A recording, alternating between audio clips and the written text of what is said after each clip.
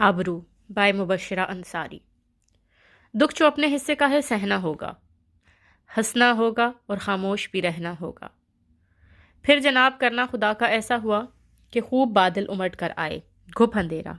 या इलाही सूरज नहीं निकला, रोज़े महशर आ गया क्या? माहीन बड़ी बेचैनी से खिड़की में खड़ी आसमान को तकने लगी थी।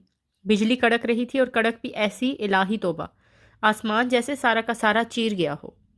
बेहद ठंडी हवाएं चल रही थीं। दरख्त और पौधे एक साथ बड़े मज़े से झूम रहे थे। मुअज्जिन की खूबसूरत आवाज़ में अजान हो रही थी। इस अबर को भी आज ही बरसना था। वो परेशानी के आलम में वार्डरोब खोलकर कपड़ों का जायज़ा लेने लगी। हालांकि अभी सुबह के 6 बजे थे, लेकिन इसकी बेचैनी हर गुजरते पल के साथ बढ़ती जा रही थी। हल्के नारंगी सूट को हैंगर से उतारकर बेड पर पटकते ही इसकी नज़र मोबाइल पर पड़ी और वो कुछ सोचते हुए नहायत ही फुर्ती से मोबाइल की तरफ लपकी थी। पहली ही बेल पर कॉल रिसीव कर ली गई थी। महरम, इतने जोरों की बारिश बरस रही है, मुझे नहीं लगता कि मैं आज घर से बाहर निकल पाऊंगी। कुछ नहीं होगा, मैं अभी निकलता हूँ, तुम जल्दी से तैयार हो जाओ। लेकिन महरम, फ़ोन बंद कर दिया गया और इससे ऐसा लगा जैसे इसकी सांसें थमने लगी हों। वो खुश्क लबों पर जुबान फेरते हुए परेशानी से मुट्ठियां बींचने लगी। ठीक आधे घंटे बाद मोबाइल स्क्रीन पर महरम का नाम ब्लिंक करने लगा तो वो तकरीबन दौड़ती हुई खिड़की तक पहुंची और बाहर का जायजा लेने लगी। रेड कलर की स्पोर्ट्स कार एन खिड़की के सामने खड़ी थी। इसके दिल की धड़कन जोरों से धड़कने लगी। सांस लेना मुहाल हो गया। परेशानी के आलम में इसकी दमकती रंगत सुर्ख होने लगी थी। हैंड बैग संभालते हुए इसने एक भरपूर निगाह अपने कमरे पर डाली और 2 नन्हे से कतरे इसकी आंखों से छलक पड़े। खुद को संभालते हुए वो बड़ी आहिस्तगी से चलती हुई कमरे से बाहर निकली। बड़ी सहज सहज कर इसने सीढ़ियों पर कदम जमाए और बहुत ही खामोश कदमों से पहली सीढ़ी से आखिरी सीढ़ी तक का सफर तय किया। खौफजदा निगाहें लाउंज की चारों जानिब घूम रही थीं। हर बढ़ते कदम पर पिछली चीज़ों से रिश्ता टूट रहा था। इस घर की डेकोरेशन इसने बड़े प्यार और चाव से की थी। हर चीज़ वो अपनी पसंद से लेकर आई। इसे ऐसा लग रहा था जैसे लाउंज में मौजूद हर चीज़ बैन कर रही है, इसे जाने से रोक रही है। हर उठता कदम मन भर का हो चला था। आंसू थे कि थमने का नाम नहीं ले रहे थे। बैरूनी दरवाजे तक पहुंचकर दरवाजे के ऐन बीच में खड़े होकर इसने पूरे घर को अशक भरी निगाहों से अलविदा कहा और तेजी से कदम बाहर की जानिब बढ़ा दिए। माहीन, माहीन। जुबैर तेजी से एक कमरे से दूसरे कमरे की तरफ बढ़ रहा था। रहमू, क्या तुमने माहीन को देखा है? नहीं साहब जी, इनको तो सुबह से नहीं देखा। अच्छा। जुबैर की बेचैन नजरें माहीन को इधर उधर ढूंढ रही थी। जीनत, माहीन ने नाश्ता किया था? नहीं जी, वो शायद अभी तक नीचे नहीं आई। कहाँ चली गई? वो उजाड़ हुलिये के साथ दोबारा इसके कमरे की तरफ बढ़ा था। दराज, साइड टेबल, अलमारी, कहीं भी तो कुछ नहीं था। इसने इसकी तस्वीर उठा ली और बेड पर गिरने के अंदाज में बैठ गया। कहाँ चली गई तुम माहीन? तुम अपने भाई को नहीं समझ पाई। महरम, एक टीसीएस टीस इसके दिल में उठी थी और फिर एक नाम। महरम का नंबर कहीं नहीं था। डायरी में एक जगह कोमल का नंबर लिखा था। कोमल, क्या तुम जानती हो माहीन कहाँ है? कहाँ है मतलब जुबैर भाई? क्या वो घर पर नहीं है? नहीं कोमल, वो घर छोड़कर चली गई है। कहाँ? वही तो मैं तुमसे पूछ रहा हूँ। नहीं जुबैर भाई, बाखुदा मैं नहीं जानती और मैं समझ नहीं आ रहा कि इतना बड़ा कदम कैसे उठाया। अच्छा, तुम्हारे पास महरम का नंबर है? जी श्योर। दूसरी तरफ से बिला तामुल नंबर लिखवा दिया गया। Thank you. इसने मशकूर होकर फ़ोन रखा था। पिछले कई दिनों से माहीन जुबैर से कलाम नहीं कर रही थी। बस कमरे में रहती या थोड़ी बहुत देर के लिए बाहर चली जाती। महरम और माहीन यूनिवर्सिटी फेलो थे। वो दोनों एक दूसरे को पसंद करते थे, बल्कि एक दूसरे से शादी करना चाहते थे। जब जुबैर को ये इत्तला मिली तो वो काफ़ी बरहम हुआ और माहीन को खूब डांट पिला दी। मैंने तुमको यूनिवर्सिटी पढ़ने भेजा था, रिश्ता तलाश करने नहीं। ये काम मैं तुमसे बेहतर कर सकता हूँ और अगर तुम अपने दिल को काबू नहीं रख सकती तो घर पर बैठो। माहीन ने जिद की तो बड़े भाई होने के नाते जुबैर ने अपना हक जताया और इसका यूनिवर्सिटी जाना बंद करवा दिया। माहीन के लाख समझाने के बावजूद ना माना तो आखिरकार इसने इतना बड़ा कदम उठाने की ठान ली। बस एक ही ख्वाहिश थी कि माहीन अच्छा पढ़ लिख जाए और फिर किसी नेक लड़के से इसकी शादी हो जाए। लेकिन कुदरत को शायद कुछ और ही मंजूर था। प्यार अंधा होता है या तो होता नहीं, और अगर हो जाए तो दुनिया की तमाम चीज़ें, तमाम रिश्ते इसके आगे मान पड़ जाते हैं।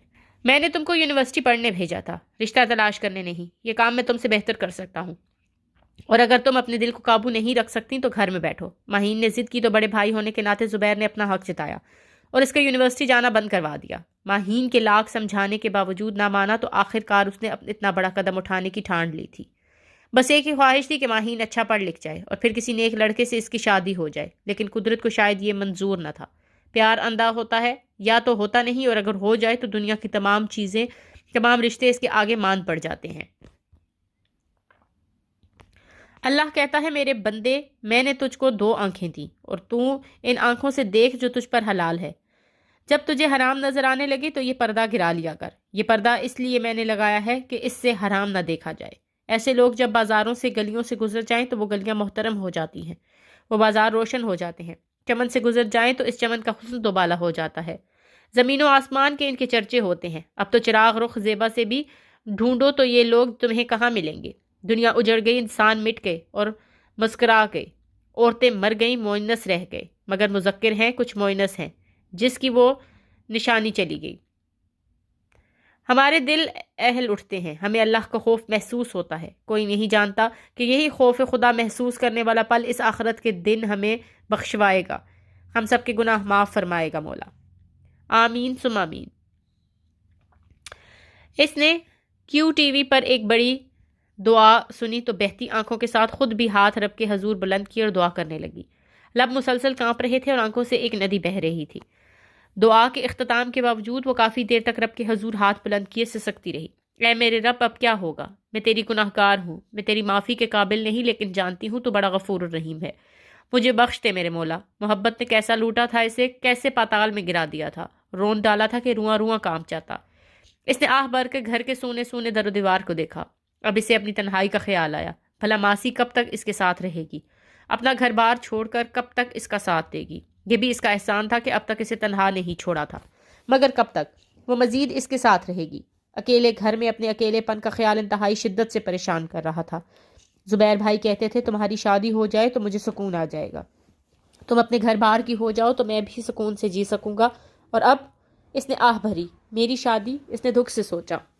محبت کا انجام اتنا بھیانک کیوں ہوتا ہے؟ زبیر بھائی مجھ سے دور ہو گئے، میں انہیں چھوڑ کر آئی اور محرم، اس کی محبت، سب کچھ کھو گیا۔ نہ جانے اتنے سارے لوگوں کا جدا ہونا کیا معنی رکھتا۔ محرم سے شادی کرنا بھی تو میری ضد تھی، میں خود اپنی مرضی سے اس کے ساتھ بھاگی تھی۔ زبیر بھائی تو بالکل راضی نہ تھے، شاید انہیں پہلے سے کوئی آگاہی تھی کہ محرم میرے لیے ٹھیک نہیں، مگر میں نے اس وقت انہیں اپنا دشمن سمجھا۔ وہ مجھے سمجھاتے رہے مگر میں اپنی محبت میں اندھی ہو گئی اور ایک نہیں سنی۔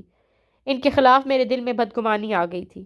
مجھے کیا خبر تھی کہ جدھر قدم میں اٹھا رہی ہوں اس کا بھاری تاوان ادا کرنا پڑے گا۔ وہ بالکنی میں آ گئی۔ نیچے سڑک پر اس وقت ٹریفک کا ازدحام تھا، زندگی اپنے جوبن پر رواں دواں تھی، لوگ سفر میں تھے۔ یہ سفر زندگی کا سفر ہے جو جاری و ساری ہے۔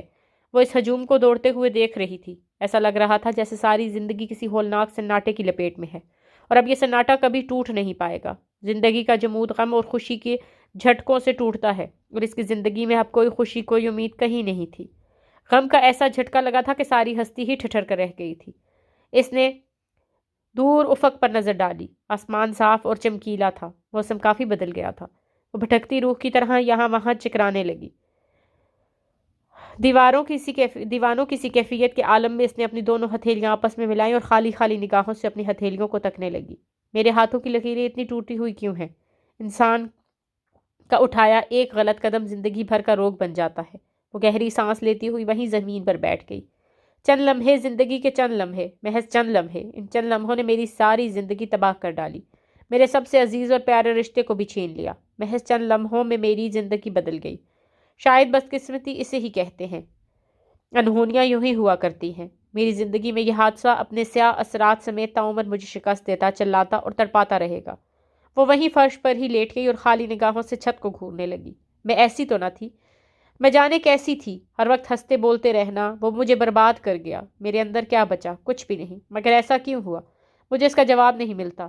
لوگ کہتے ہیں میں عجیب لڑکی ہوں، میں کیا کروں؟ میرے من میں بہت کچھ ہے جو ہر وقت باہر نکلنے کو بےتاب رہتا ہے، مگر اب میں ایک سمندر ہوں، ایسا سمندر جس کے سینے میں بہت سے راز دفن ہیں، مگر وہ راز اب راز ہی رہیں گے، کیونکہ سمندر تو کسی کا راز افشا نہیں کرتا۔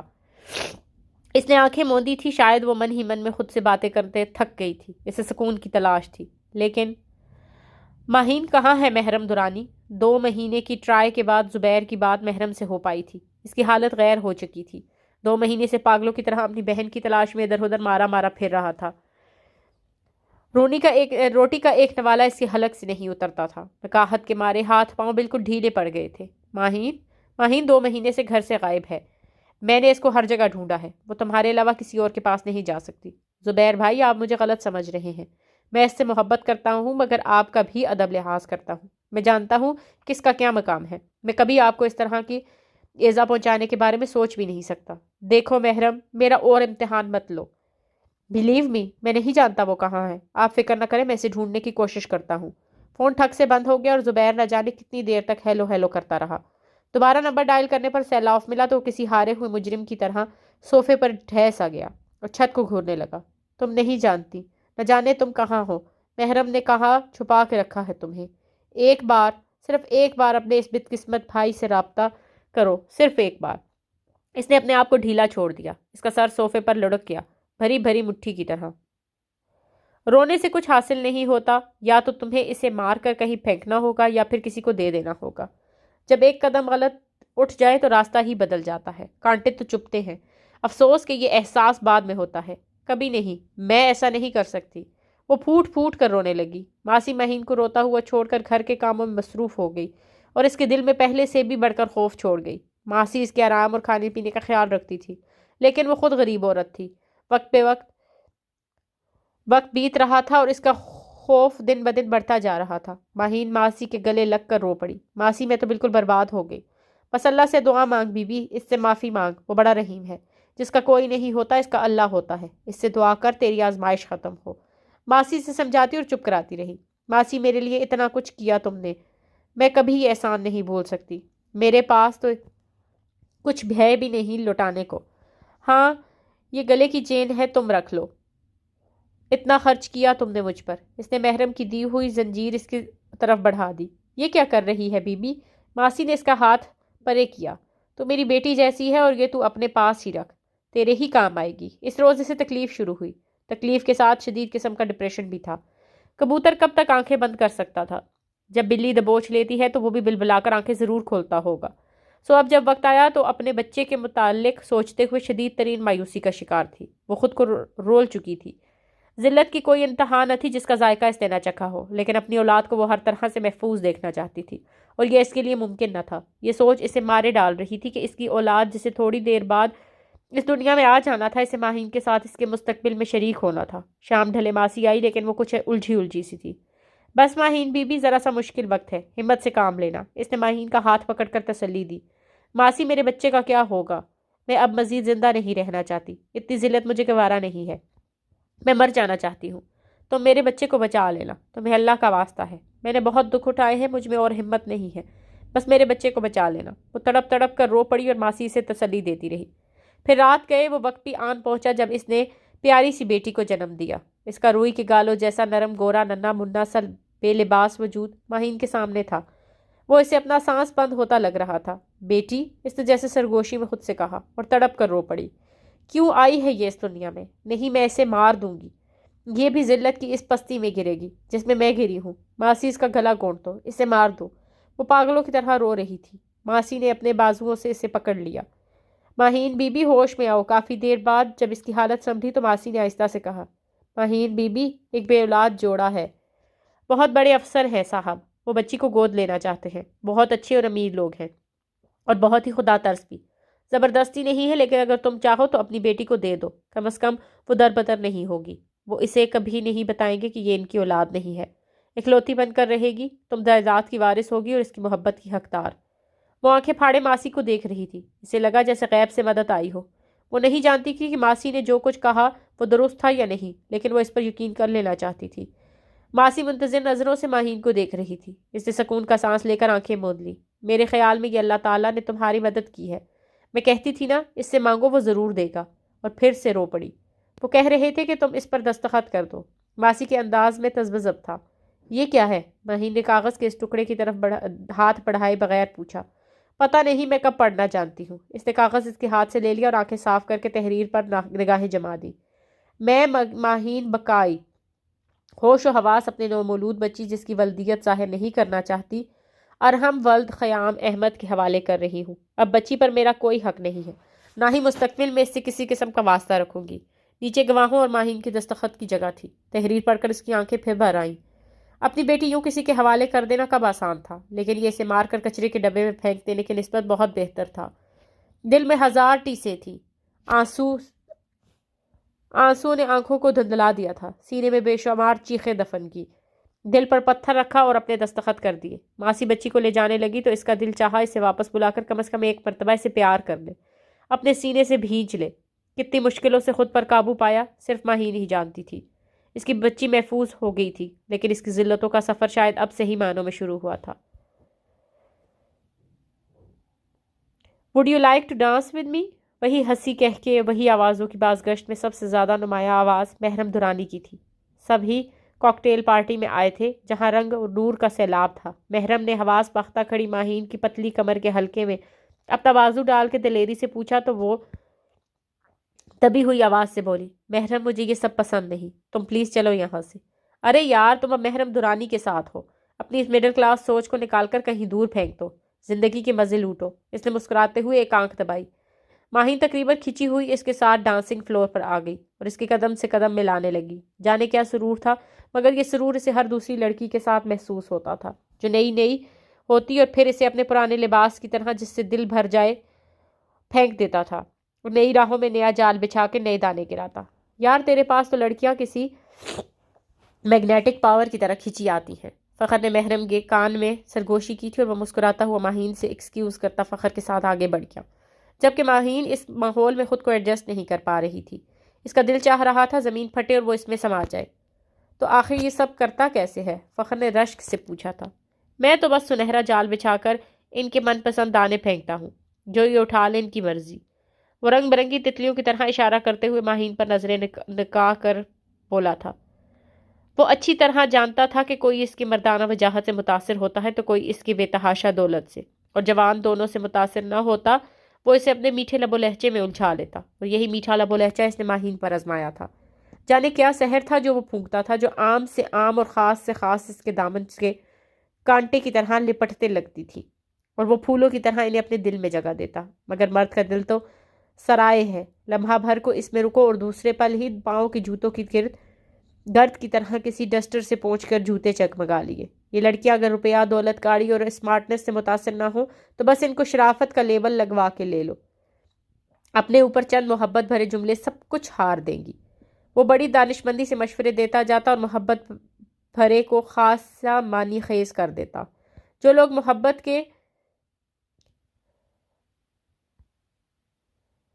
جو لوگ محبت کے ابجد سے واقف نہیں ہیں، ان کے لیے محبت محض 4 حرفی لفظ ہوتا ہے جسے کبھی بھی کہیں بھی کسی جگہ بھی اپنے مطلب کے لیے استعمال کر لیا جائے اور آزادی حاصل کر لی جائے۔ گھر واپسی پر وہ پورے راستے خاموش رہی، جبکہ محرم نہ جانے کیا کیا بولتا رہا۔ روم میں آتے ہی اس نے اپنا ہینڈ بیگ صوفے پر زور سے پٹکا اور نہایت غصے سے پلٹ کر اس کے مقابل آ کر بولی، "ہم شادی کب کر رہے ہیں محرم؟" "یار کم آن، تم میرا جواب جانتی ہو، میں تمہارے منہ سے سننا چاہتی ہوں۔" وہ اس کے روبرو تھی، پہلی بد تہذیبی کیے۔ "میں تم سے پہلے بھی کہہ چکا ہوں، میرا لاسٹ سیمسٹر ہے، 1.5 مہینے بعد میرے پیپر ہو جائیں گے، اس کے بعد ہم شادی کر لیں گے۔ دیکھو ماہین، میں تمہاری فیلنگ سمجھ سکتا ہوں، میں یہ سب کب چاہتا تھا۔ تم بدل تو نہیں جاؤ گے نا؟ ایک انجانا سا خوف اس کی آنکھوں سے چھلک رہا تھا۔ تم کو ایسا لگتا ہے تو آج ہی راستہ بدل لو ماہین۔ اندیشے خدشے پیدا کرتے ہیں اور خدشے وسوسے، اور وسوسوں سے بھرا دل مطمئن کرنا بہت مشکل کام ہوتا ہے۔ میں نے محبت کی ہے، دعوے نہیں، میں انسان ہوں، فرشتہ نہیں۔ ہو سکتا ہے نادانستہ کبھی مجھ سے کوئی غلطی ہو جائے اور تم تولنے بیٹھ جاؤ کہ میں نے تم سے یہ کہا اور کبھی بات نہیں کی، یا ایسا تو نہ تھا۔ میری محبت کو کبھی جانچنا نہیں بلکہ پرکھنا۔ ہاں، اتنا وعدہ ضرور کرتا ہوں کہ تمہیں خوش رکھنے کی پوری کوشش کروں گا۔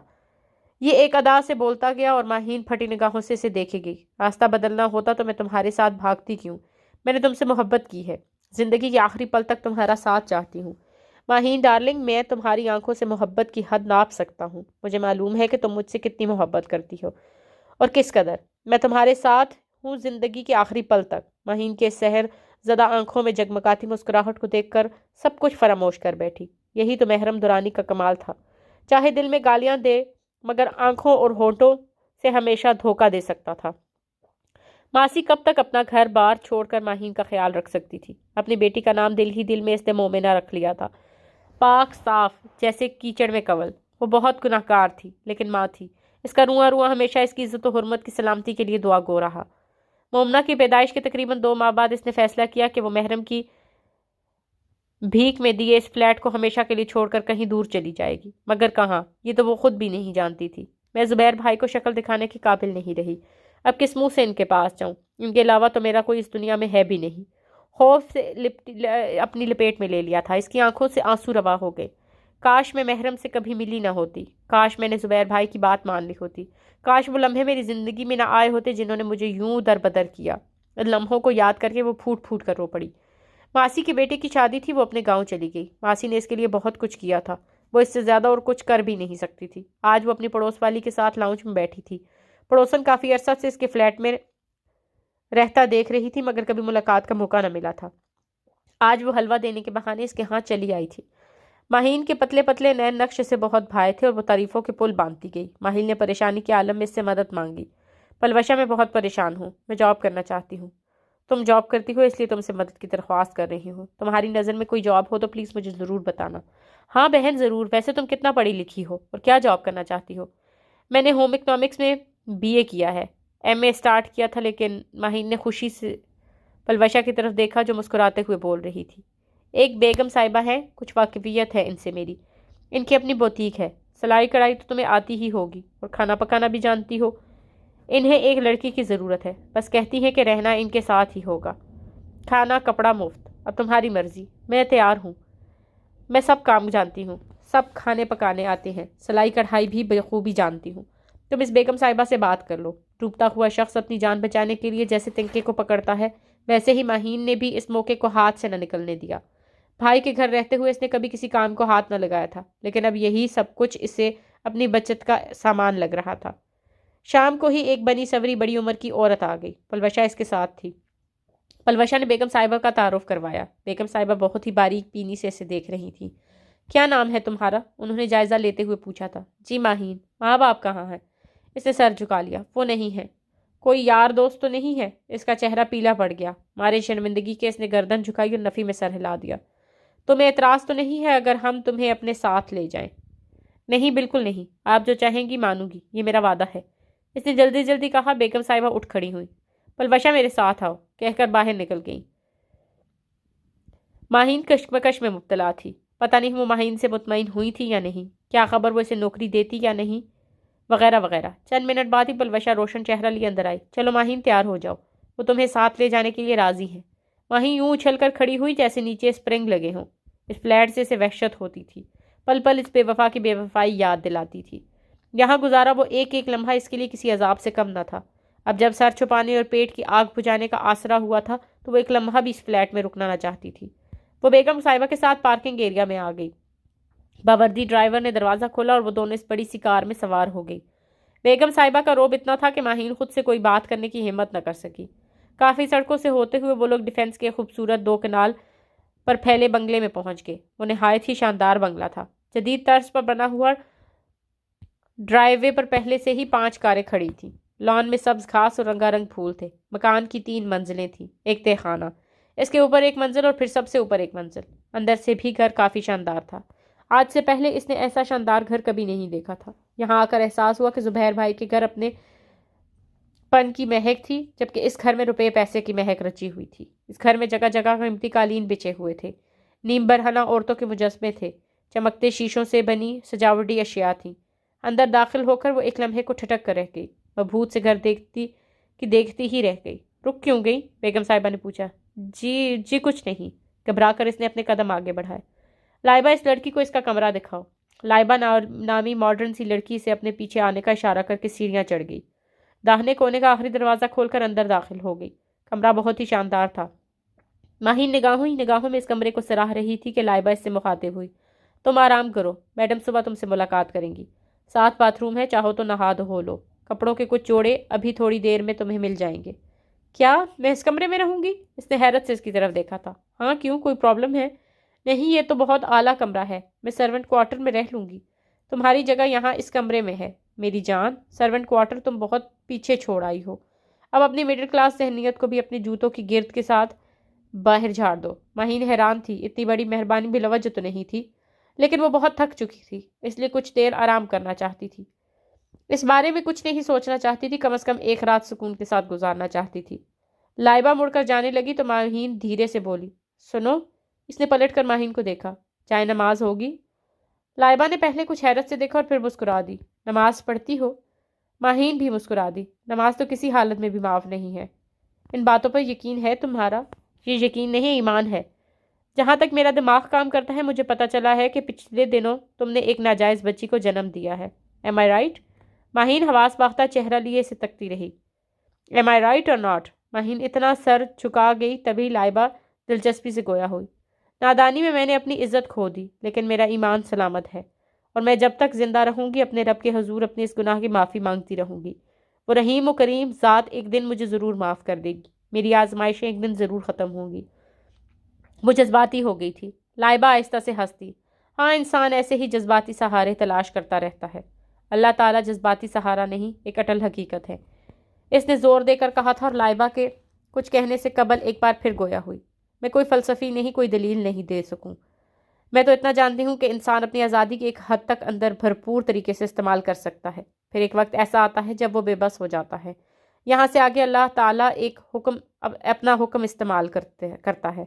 بہرحال اس نے تمہیں یہاں تک پہنچا کر تم سے کوئی اچھا سلوک تو نہیں کیا، اور ویسے یہ جو تم نے کہا یہ کنویت ہے یا حقیقت، وہ شرارتی انداز میں بولی تھی۔ میرے لیے یہ صرف اظہار بندگی ہے۔ وہ سادگی سے گویا ہوئی تو لائبہ چند لمحے اسے غور سے دیکھتی رہی اور پھر بولی، تم بہت ہی غیر موضوع جگہ پر آ گئی ہو چندہ۔ اینی وے، میں تمہیں جائے نماز لا دیتی ہوں، لیکن یہ یقین سے نہیں بتا سکتی کہ قبلہ کس سمت ہے۔ شاید کسی نوکر کو پتہ ہو، میں پتہ کرتی ہوں۔ وہ باہر نکل گئی تو ماہین نے اٹھ کر خوابگاہ کا جائزہ لینا شروع کیا تھا۔ یہاں سے وہاں تک نرم قالین بچھا ہوا تھا، جہازی سائز پلنگ تھا، اس کے ساتھ کا صوفہ سیٹ اور دیگر فرنیچر تھا۔ رنگین ٹی وی اور سونی کا ڈیک بھی ساتھ میں پڑا تھا۔ آرائش سفید اور سیاہ رنگ کے امتزاج سے کی گئی تھی، ساتھ ہی بہت بڑا اور حیران کن تک سجا ہوا باتھ روم تھا، جس میں خوبصورت پردے اتنے منفرد اور خوبصورت ٹائلز قیمتی باتھ روم صوفہ سیٹ تک موجود تھا۔ داخل ہوتے ساتھ بائیں ہاتھ پر دیوار گیر الماریاں، سامنے باتھ روم میٹ، تھوڑا آگے ایک گول میز پر رسالے اور موبائل ایکسٹینشنز پڑے ہوئے تھے۔ ایک کونے میں واش بیسن تھا جس کے قریب ہی کموڈ، ہینڈ شاور اور اس کے پہلو میں دوسرے کونے کے ساتھ پردے لگے ہوئے تھے، اور 2 سیڑھیاں چڑھ کر بڑا سا ٹب تھا۔ قریب ہی غسل سے متعلق ڈھیر ساری غیر ملکی اشیاء سجی ہوئی تھی۔ ماہین یہ سب دیکھنے میں اس قدر کھوئی ہوئی تھی کہ لائبہ کی آواز پر ایک دم چونک اٹھی تھی۔ میں تمہارے لیے جائے نماز اور کچھ کپڑے لائی ہوں، تم دیکھ لو۔ وہ بیڈ پر پڑے پیکٹ میں سے کچھ قیمتی شلوار قمیض، ٹی شرٹس اور کچھ شب خوابی کے لباس نکالتے ہوئے گویا ہوئی۔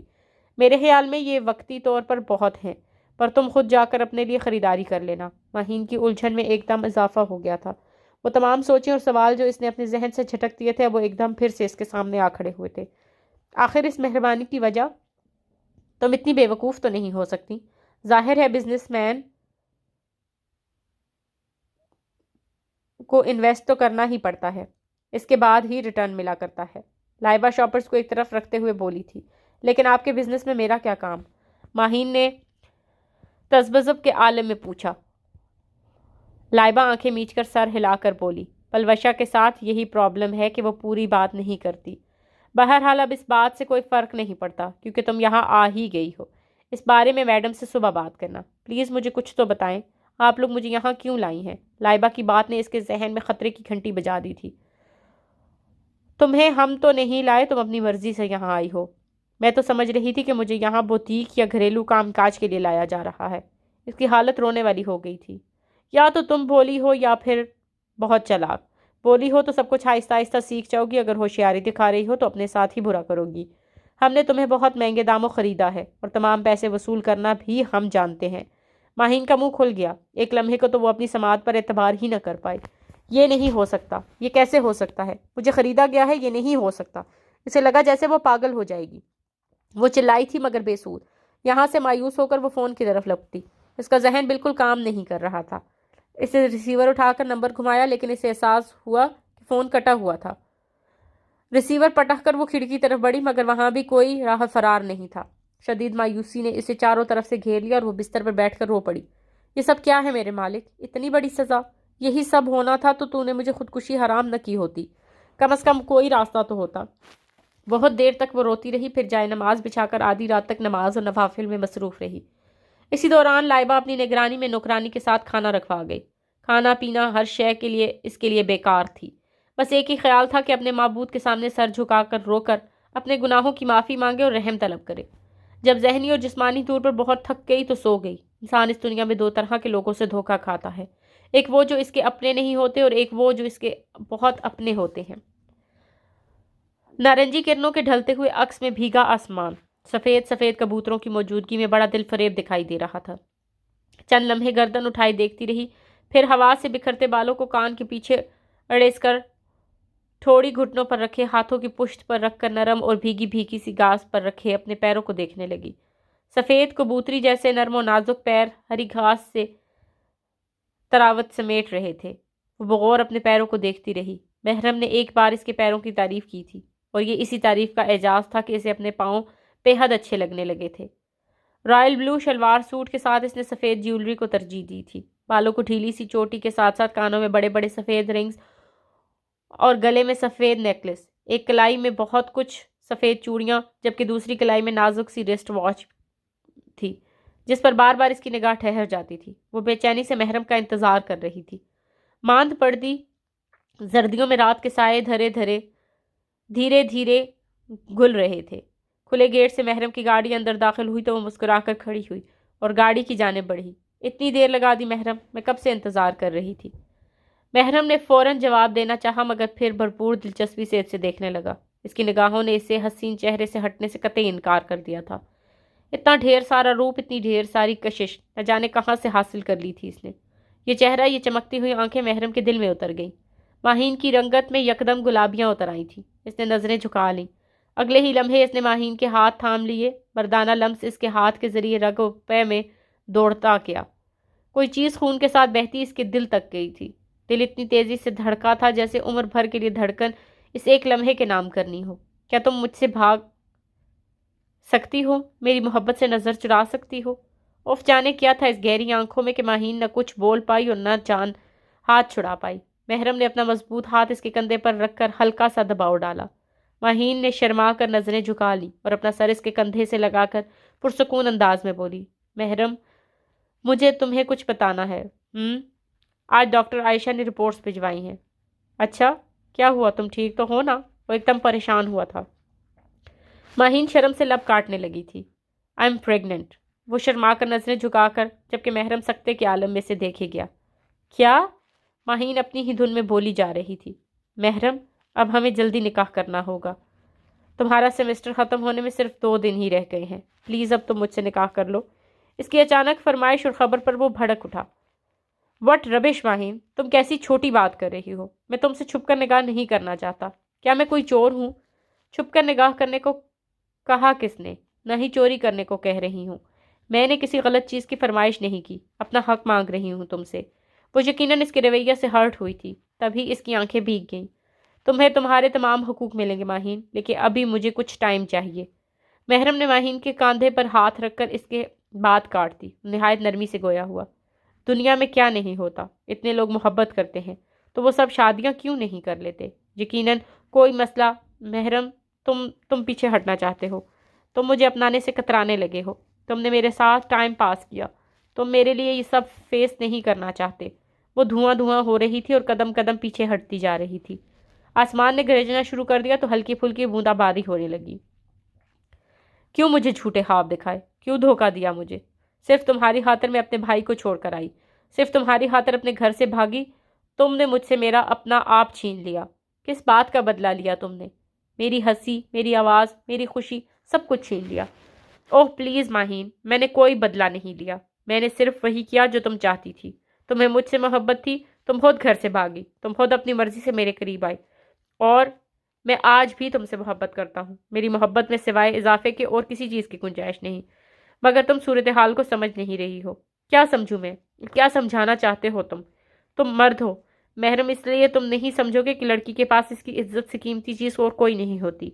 مرد ساری زندگی غلط کام کرتا ہے، اس پر کوئی انگلی نہیں اٹھاتا، مگر لڑکی کا ایک غلط قدم اسے جیتے جی مار دیتا ہے، پوری زندگی کا کلنک بن جاتا ہے۔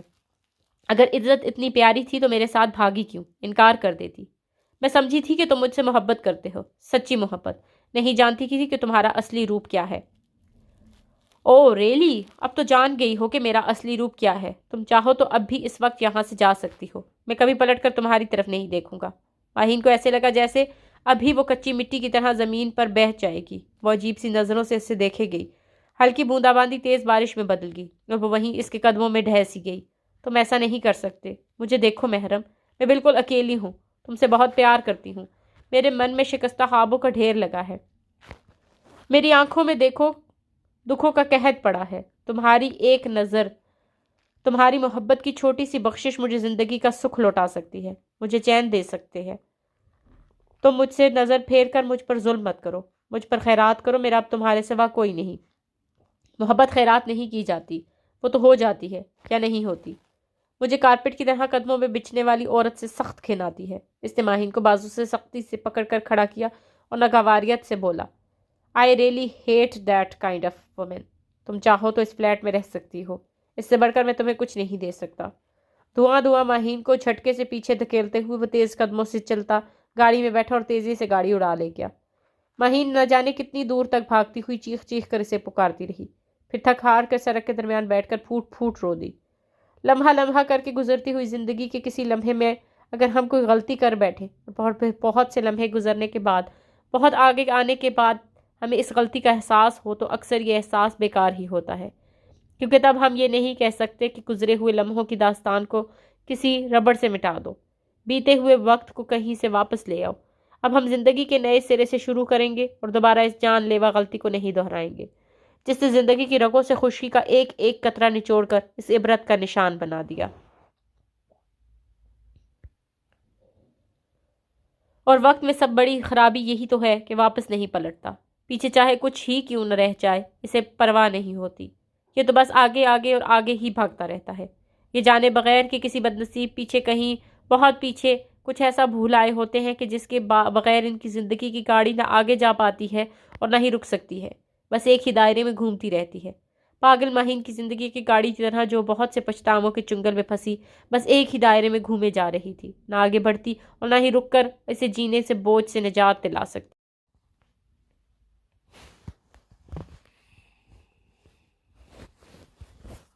میڈم کے دائیں ہاتھ کی انگلیوں میں جلتا ہوا سگریٹ تھا.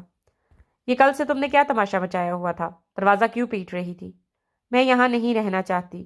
سر جھکا کر بھیگی آواز میں صرف اتنا ہی کہہ سکی تھی. اس کی آنکھوں میں آنسو اتر آئے اور وہ بڑی آس بھری نظروں سے میڈم کو دیکھنے لگی. میں وجہ نہیں پوچھوں گی، اس لیے کہ میں کبھی کبھی تم جیسی احمق لڑکیاں بھی آ ہی جاتی ہیں. میڈم نے سگریٹ میں منہ میں دبا کر اور لمبا کش لینے کے بعد دھواں ہوا میں خارج کرتے ہوئے اس کے نزدیک چلی آئی. اس دنیا میں تمہارے بھائی کے سوا تمہارا کوئی عزیز نہیں ہے اور مجھے یقین ہے کہ تم اپنے بھائی کا سامنا زندگی بھر نہیں کرنا چاہتی. اور کیا تمہیں اب تک احساس نہیں ہوا کہ باہر کی زندگی اور دنیا کیسی ہے؟ ایک ہی بات ہے، آپ کی دنیا کون سی مختلف ہے؟ ماہین تلخ لہجے میں گویا ہوئی تھی. پہلی بات تو یہ سمجھ لو کہ ہم نے تمہیں خریدا ہے. ماہین ان کی بات کاٹ کر تلخ لہجے میں بولی، میں کوئی بکاؤ مال نہیں ہوں کہ آپ نے مجھے خریدا ہے. کہاں دیکھ لیا آپ نے کہ میں فور سیل ہوں؟ کس نے بیچا مجھے؟ کس نے رقم وصول کی؟ میں ایک جیتی جاگتی لڑکی ہوں، کوئی دکان پر رکھی گڑیا نہیں کہ مجھے آپ خرید کر لے آئیں. تم جیسی لڑکیاں جن کی تحویل میں ہوتی ہیں وہی سودا کر ہوتے ہیں.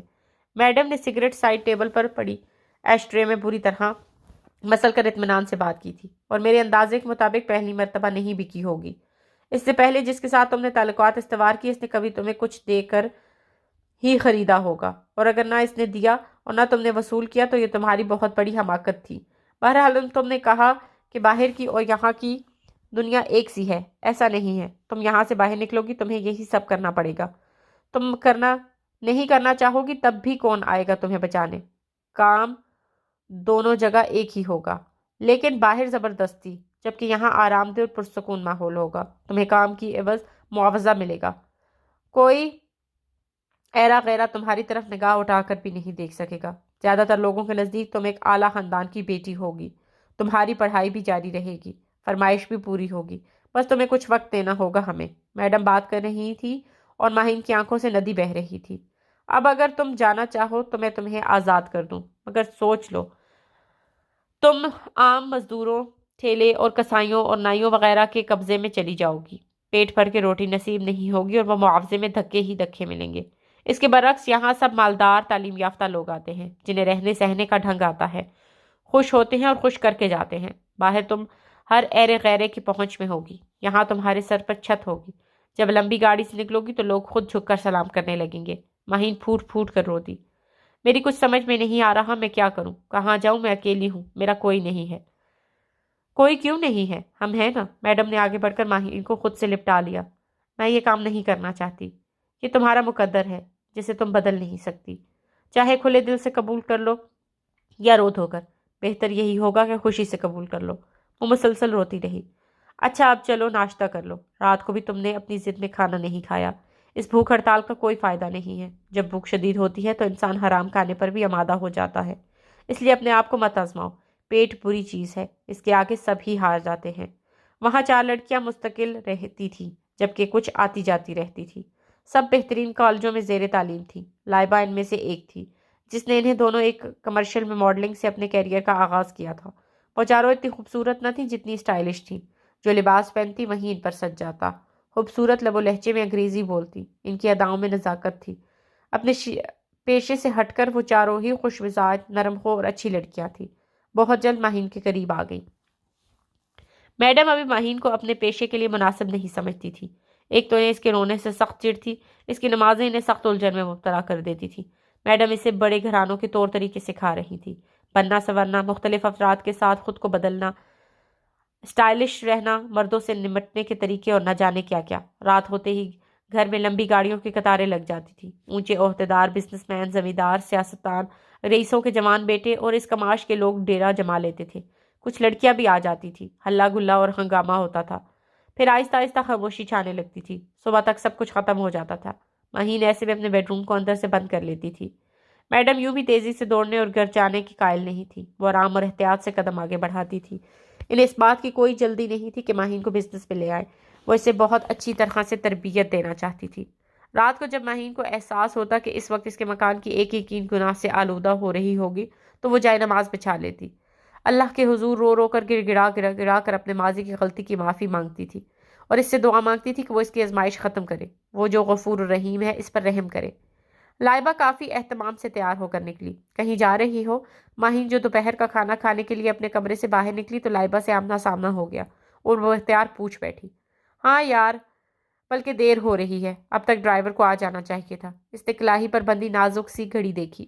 کہاں جانا ہے؟ اپنی کار لے جاؤ، تھوڑی دیر پہلے تو باہر کھڑی تھی۔ نہیں، اپنی کار پر نہیں جانا۔ وہ لاؤنج میں پہنچتے ہی صوفے پر بیٹھتے ہوئے بولی تھی، کسی نے بلایا ہے؟ مہین کا دل دکھا تھا۔ لائبہ اچھی لڑکی تھی لیکن وہ یہ سب کیوں کر رہی تھی؟ وہاں ارد گرد کوئی نہ تھا۔ تب ہی وہ ہمت کر کے بولی، لائبہ کیوں کر رہی ہو یہ سب؟ تم تو آزاد ہو، بغیر پہرے کے ادھر ادھر آ جا سکتی ہو، خود کیوں نہیں دیتی یہ سب؟ لائبہ مسکرائی، اس لیے کہ میں یہ سب چھوڑنا نہیں چاہتی، مجھ پر کوئی زبردستی نہیں ہے، میرے گھر والے پاکستان میں نہیں ہیں، میں ہی چھٹیوں میں ان کے پاس جاتی ہوں۔ جس بات کو تم نے جان کا روگ بنایا ہوا ہے، میرے نزدیک یہی زندگی ہے اور یہ یقیناً اتنی لمبی نہیں ہے، اس لیے اسے انجوائے کرنا چاہیے۔ میں اسی میں خوش ہوں۔ مہین نے بڑی حیرت سے اسے دیکھا تھا۔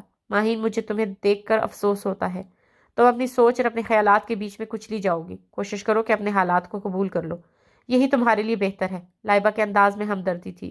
میرے لیے یہ ممکن ہی نہیں ہے، میں نہیں جانتی کہ میرا انجام کیا ہوگا، لیکن میرے ذہن، میری سوچ اور میرے دل کو یہاں کوئی اپنا تابع نہیں بنا سکے گا۔ میں اور کچھ نہ کر سکی تو میں اس فعل سے اور اس زندگی سے ہمیشہ نفرت کرتی رہوں گی۔ لائبہ مسکرا دی۔ آل دی بیسٹ۔ میری خواہش ہے کہ یہ مچھلی اپنے ہی دریا میں واپس چلی جائے، یہاں رہی تو تڑپ تڑپ کر جان دے گی۔ اسی وقت کار کا ہارن بجا تو لائبہ اسے باید کہتی تیزی سے باہر گئی تھی۔ مہین ٹھنڈی آہ بھر کر وہیں صوفے پر کھوئے کھوئے سے انداز میں بڑی آہستگی سے بیٹھی تھی۔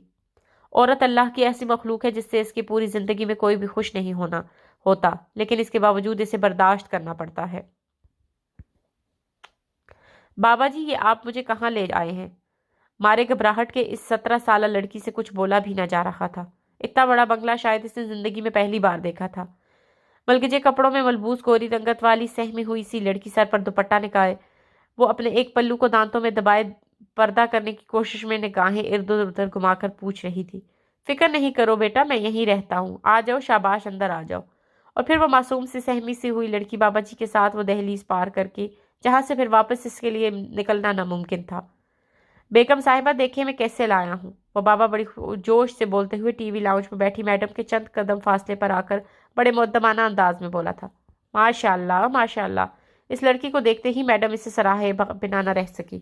کیوں بیگم صاحبہ، ہیرا ہے نا؟ میڈم بڑی ستائشی نظروں سے اسے دیکھتے ہوئے کھڑی ہوئی تھی۔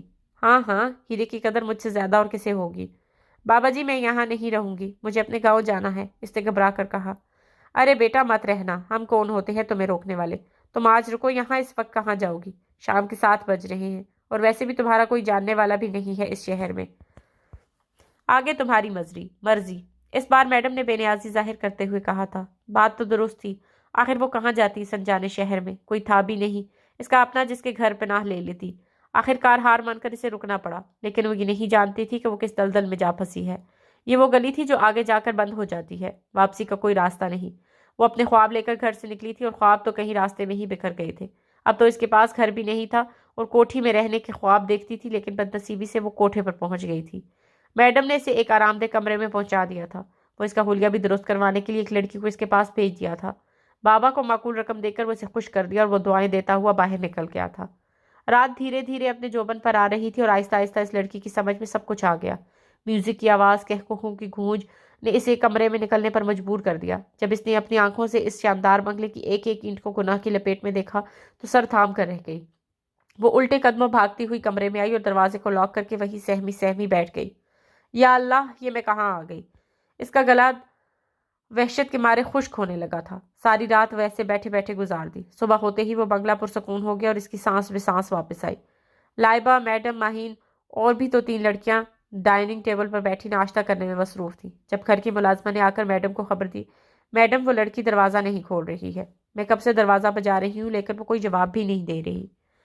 گھر کی چابیاں لے جاؤ اور دروازہ کھول لو، اس سے کہو میں اسے بلا رہی ہوں۔ حکم ملتے ہی ملازمہ وہاں سے چلی گئی، جبکہ ماہین نے نہ سمجھنے والے انداز میں میڈم اور لائبہ کو دیکھا۔ لائبہ بھی حیران تھی، تبھی میڈم نے سے پوچھ لیا، میڈم کوئی نئی لڑکی آئی ہے کیا؟ ہاں، گاؤں سے کوئی چکما دے کر شہر لایا تھا، اسٹیشن پر چھوڑ کر غائب ہو گیا۔ تبھی بشیر بابا نے اسے وہاں دیکھا اور یہاں لے آیا۔ ماہین دل کا دکھا تھا، یعنی ایک اور بیچاری ان مردوں کے بنے ہوئے جال میں پھنس کر یہاں آ گئی ہے۔ وہ دل ہی دل میں نہ جانے کیا سوچ رہی تھی کہ اچانک ملازمہ اسے ساتھ لے کر وہاں آ گئی تھی۔ اس لڑکی کے پر نظر پڑتے ہی ماہین بری طرح ہرٹ ہوئی تھی۔ وہ بہت معصوم اور خوبصورت تھی، اور جس طرح اس نے سب کو دیکھ کر نظریں جھکائی تھی اور دوپٹہ درست کیا تھا، اس سے اس کی شرافت اور معصومیت کا اندازہ بخوبی لگایا جا سکتا تھا۔ کیا بات ہے، دروازہ کیوں نہیں کھول رہی تھی تم؟ میڈم نے بڑے آرام سے پوچھا، اور وہ گھبرا کر ٹوٹی پھوٹی مدھم آواز میں بولی، مجھے یہاں نہیں رہنا، مجھے اپنے گاؤں واپس جانا ہے۔ گاؤں جا کر کیا کرو گی؟ اس کی خاموشی پر وہ پاس ہی پڑی کرسی پر اشارہ کرتے ہوئے بولی، بیٹھو، پہلے ناشتہ کر لو، پھر تمہیں جہاں جانا ہو چلی جانا۔ وہ خوش ہو گئی اور فوراً حکم ملتے ہی کرسی گھسیٹ کر بیٹھ گئی۔ ناشتے سے فارغ ہونے کے بعد میڈم نے ایسی ایسی باتیں اور ڈراؤنے اس لڑکی کو ڈرایا کہ باہر کی دنیا کا ڈراوا دے کر وہ بری طرح ڈر گئی۔ میڈم کے پوچھنے پر اس نے بتایا کہ اس کا باپ اس کی شادی کسی بوڑھے آدمی سے کرنا چاہتا تھا۔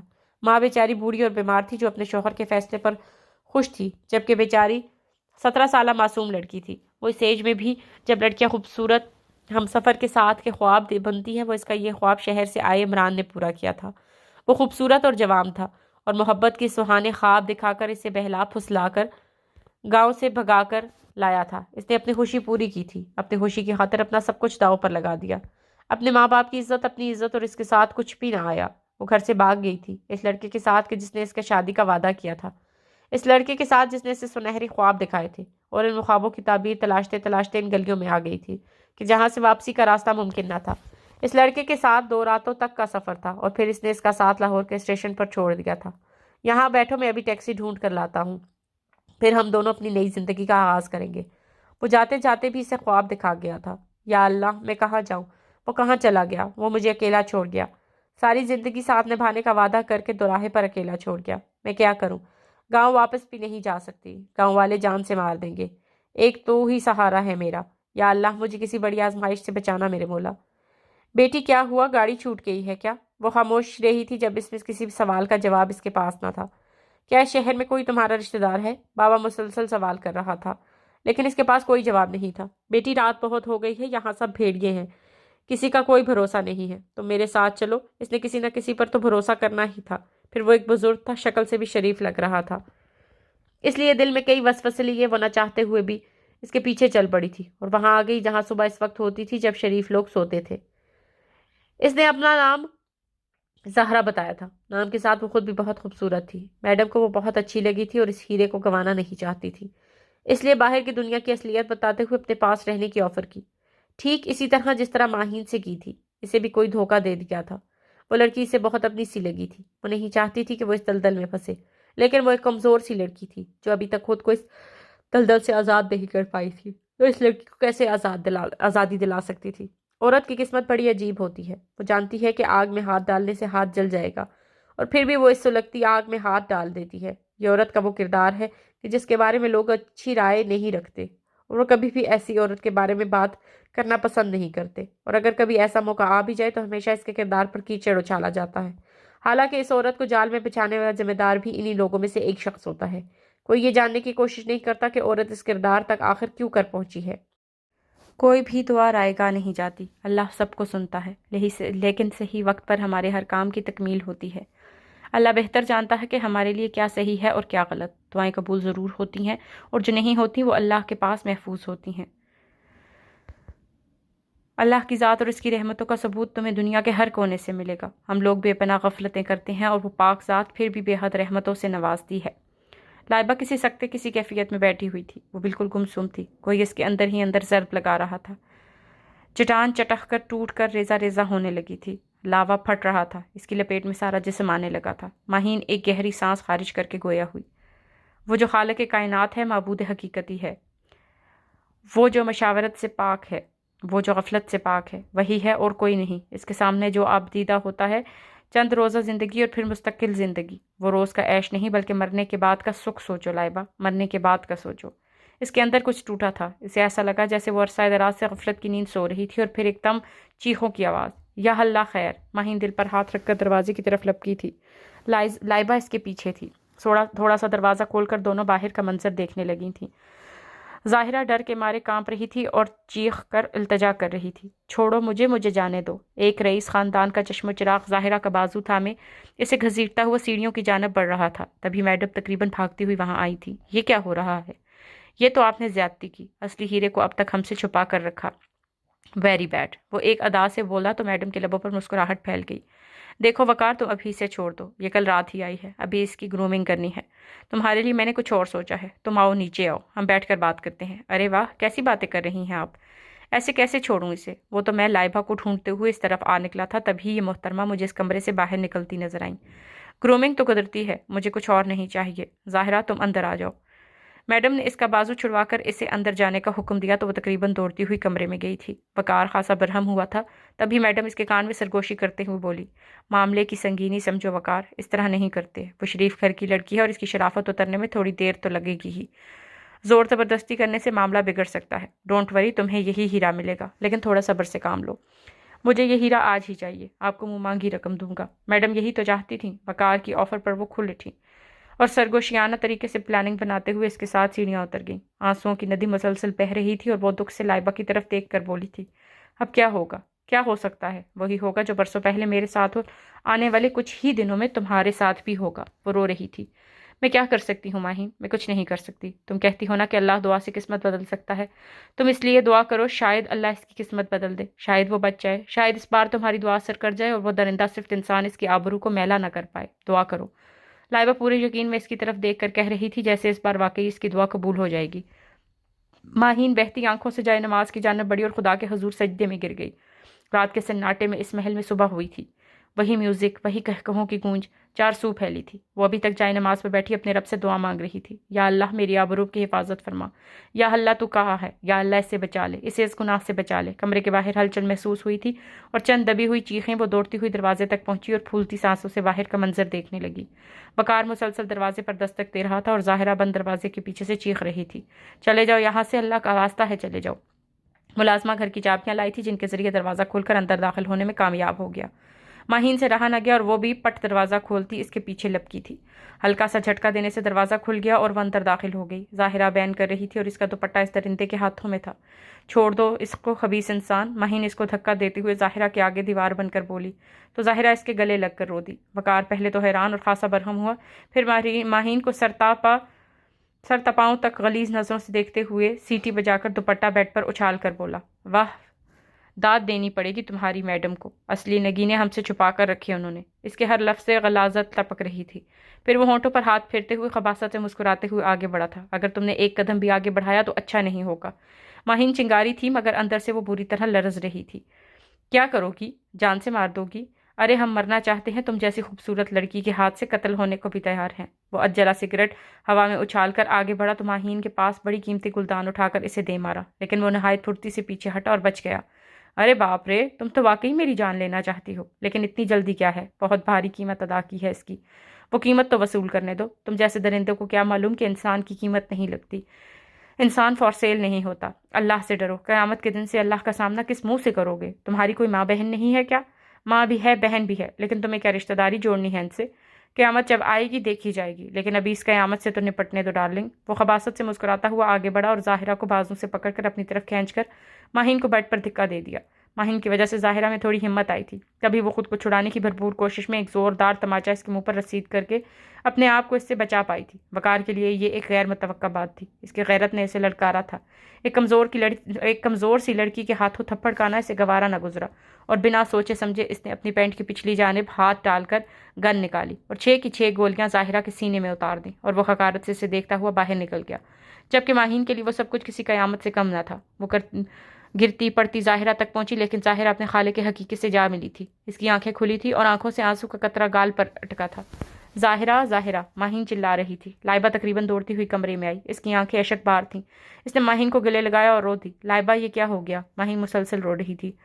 لائبہ روندی آواز میں بولی تھی، ماہین، رب نے تمہاری دعا قبول کر لی، اللہ نے اسے اپنے پاس بلا لیا، دیکھو اس کی آبرو کوئی آنچ نہیں آئی، اللہ نے اس کی عزت کی حفاظت فرمائی اور باحفاظت اسے اپنے پاس بلا لیا۔ وہ بہتی آنکھوں سے آنسو دیکھ کر روتے ہوئے مسکرا بھی رہی تھی، جبکہ ماہین سکتے کے عالم میں کبھی لائبہ کو کبھی ظاہرہ کے وجود کو دیکھتی۔ میڈم اور چند لڑکے لڑکیاں بھی کمرے میں آ چکے تھے۔ میڈم خاصی برہم تھی۔ تمہیں کس نے دعوت دی تھی اس کمرے میں آنے کے لیے؟ میڈم کی غصیلی آواز ماہین کی سماعت سے ٹکرائی تو وہ سہم گئی۔ تم سب کان کھول کر سن لو، یہ بات یہیں اس کمرے میں دفن ہو جانی چاہیے۔ اگر غلطی سے بھی کسی نے یہ بات آؤٹ کرنے کی کوشش کی تو مجھ سے برا کوئی نہ ہوگا، سمجھے تم سب؟ تمام لڑکیاں ڈر اور خوف سے سہمی ہوئی تھیں اور فوراً جی حضوری کرنے لگیں۔ افضل، اس لاش کو اٹھا کر کسی قریبی قبرستان میں دفنا دو، کسی کو ہلکا سا بھی شک نہیں ہونا چاہیے، رات کے سناٹے میں ہی اس کو دفن زمین کی گہرائی میں اتار دو۔ ساتھ آیا ملازم جی حضوری کرتا ہوا سر ہلاتا اور میڈم ماہین کو بالوں سے پکڑ کر اس کے کمرے تک کھینچ کر لائی تھی۔ کیا آفت آئی تھی تجھے جو اس کمرے تک آئی؟ یہ سب تیری وجہ سے ہوا ہے۔ میڈم نے ایک تھپڑ اس کے گال پر رسید کیا اور زمین پر جا گئی۔ میڈم نے ایک بار پھر بالوں سے پکڑ کر اس کا منہ اونچا کیا اور مسلسل رو رہی تھی، یہ نقصان بھی اب تو ہی پورا کرے گی، چل میرے ساتھ۔ میڈم اسے بالوں سے پکڑ کر سیڑھیاں اتر گئیں اور لاؤنج سے بیٹھے رئیس مہمانوں کی جھرمٹ میں اسے زمین پر گرا دیا۔ سب حیرانی اور بھوکی نظروں سے اسے دیکھنے لگے۔ وہ روتے ہوئے اپنا دوپٹہ صحیح کرنے لگی۔ اب تیری بولی لگے گی، دیکھتی ہوں تو خود کو کیسے بچاتی ہے۔ میڈم مسکراتے ہوئے آگے بڑھ گئیں اور بلند آواز سے بولی، یہ ایک نئی چڑیا ہے جو اپنے یار کے ساتھ پنجرے سے بھاگی تھی، لیکن اس نے اپنے دن پورے کیے اور چھوڑ دیا، اور پھر بیچاری قسمت کی ماری یہاں تک پہنچ گئی۔ نمازیں پڑھتی ہے پورے 5 وقت کی، سمجھتی ہے کہ اس کی نمازیں سے بچا لیں گی۔ میڈم کے ساتھ ساتھ سب نے کہکا لگایا تھا۔ لائبہ کٹ پتلی بنی ہوئی تھی اور سب کچھ کر بھی نہیں سکتی تھی، بہتی آنکھوں سے سب کی سمت دیکھ رہی تھی۔ دیکھتے ہیں آج اس کی نمازیں اسے کیسے بچاتی ہیں۔ بولی لگائی اور جس کی بولی زیادہ ہوگی وہ اس کا مالک۔ میڈم خباثت سے ہنستی، اتنے میں ایک بھاری مردانہ آواز ابھری، اس ہیرے کی بولی لگاتا سراسر ناانصافی ہے، ہیرے کی کبھی بولی نہیں لگتی کیونکہ وہ انمول ہوتا ہے۔ ارے شیخ صاحب، آپ کب آئے؟ شیخ داؤد کو مائن کے عقب میں کھڑا دیکھ کر میڈم مسکرا کر بولی تھی۔ شیخ داؤد لاہور کا سب سے بڑا ڈان تھا، جس کے ایک اشارے پر بڑے سے بڑا کام بآسانی ہو جاتا تھا۔ وہ تقریباً 40 سالہ مرد تھا اور اکثر میڈم کے یہاں سے لڑکی پسند کر جاتا تھا، اس سے باقاعدہ نکاح کرتا اور حق مہر کے طور پر ایک بنگلہ اور ڈھیر سارے دولت کے عوض چند ہفتے یا چند ماہ اس لڑکی کے ساتھ گزارتا اور ہوس پوری ہو جانے پر چھوڑ دیتا، لیکن اس پل وہ ماہین کا مہربان بن کر آیا تھا، جس کی وجہ سے اس کی بولی لگتے لگتے بچی تھی۔ اس لڑکی سے ہم نکاح کریں گے، کوئی اس کی بولی نہیں لگائے گا۔ کل صبح اسے ہماری دلہن کے روپ میں تیار کر کے ہماری حویلی پہنچا دینا، ہم وہی نکاح پڑھوائیں گے۔ جاؤ لڑکی جاؤ، اپنے خوابگاہ میں جاؤ۔ ماہین دوڑتی ہوئی سیڑھیاں چڑھ گئی، اپنے کمرے میں آ کر خوب روئی۔ چند لمحوں بعد دروازہ کھلا اور شیخ داؤد اندر داخل ہوا۔ اسے وہاں دیکھتے ہی اس سے حواس گم ہونے لگے تھے اور پھٹی پھٹی نگاہوں سے اسے دیکھنے لگی۔ شیخ داؤد چند قدم کے فاصلے پر رک کر دھیمی آواز میں بولا، گھبراؤ نہیں، نکاح سے پہلے ہم تمہیں ہاتھ تک نہیں لگائیں گے، تم ہمیں اچھی لگی، دل آ گیا تم پر، کم بخت ہے ہی ایسی چیز۔ تم فکر مت کرو، تمہاری ہر خواہش پوری ہوگی، جتنی دولت مانگو گی ملے گی، آزادی سے گھوم پھر سکو گی، بس آج کی رات ہے، کل تم ہمارے محل کی رانی بنو گی۔ رو مت، اپنا خیال رکھو۔ وہ باہر نکل گیا اور ماہین ایک بار پھر تکیے سے لپٹ کر رو رہی۔ عورت ایک سمندر کی طرح ہے جو اپنے اندر کئی طوفان، کئی نگینیں چھپا کر پرسکون نظر آتی ہے۔ شاید اسی لیے آج بھی عورت کو سمجھنے کا دعویٰ کرنے والے صحیح اندازہ نہیں لگا سکے اس کی گہرائی کا۔ بالکل اسی طرح جس طرح غوطہ زن سمندر سے لال و جوہر تو نکالتے ہیں، کامیاب رہتے ہیں، مگر پھر بھی پورے سمندر کی گہرائی ناپنے کی وسعت نہیں رکھتے۔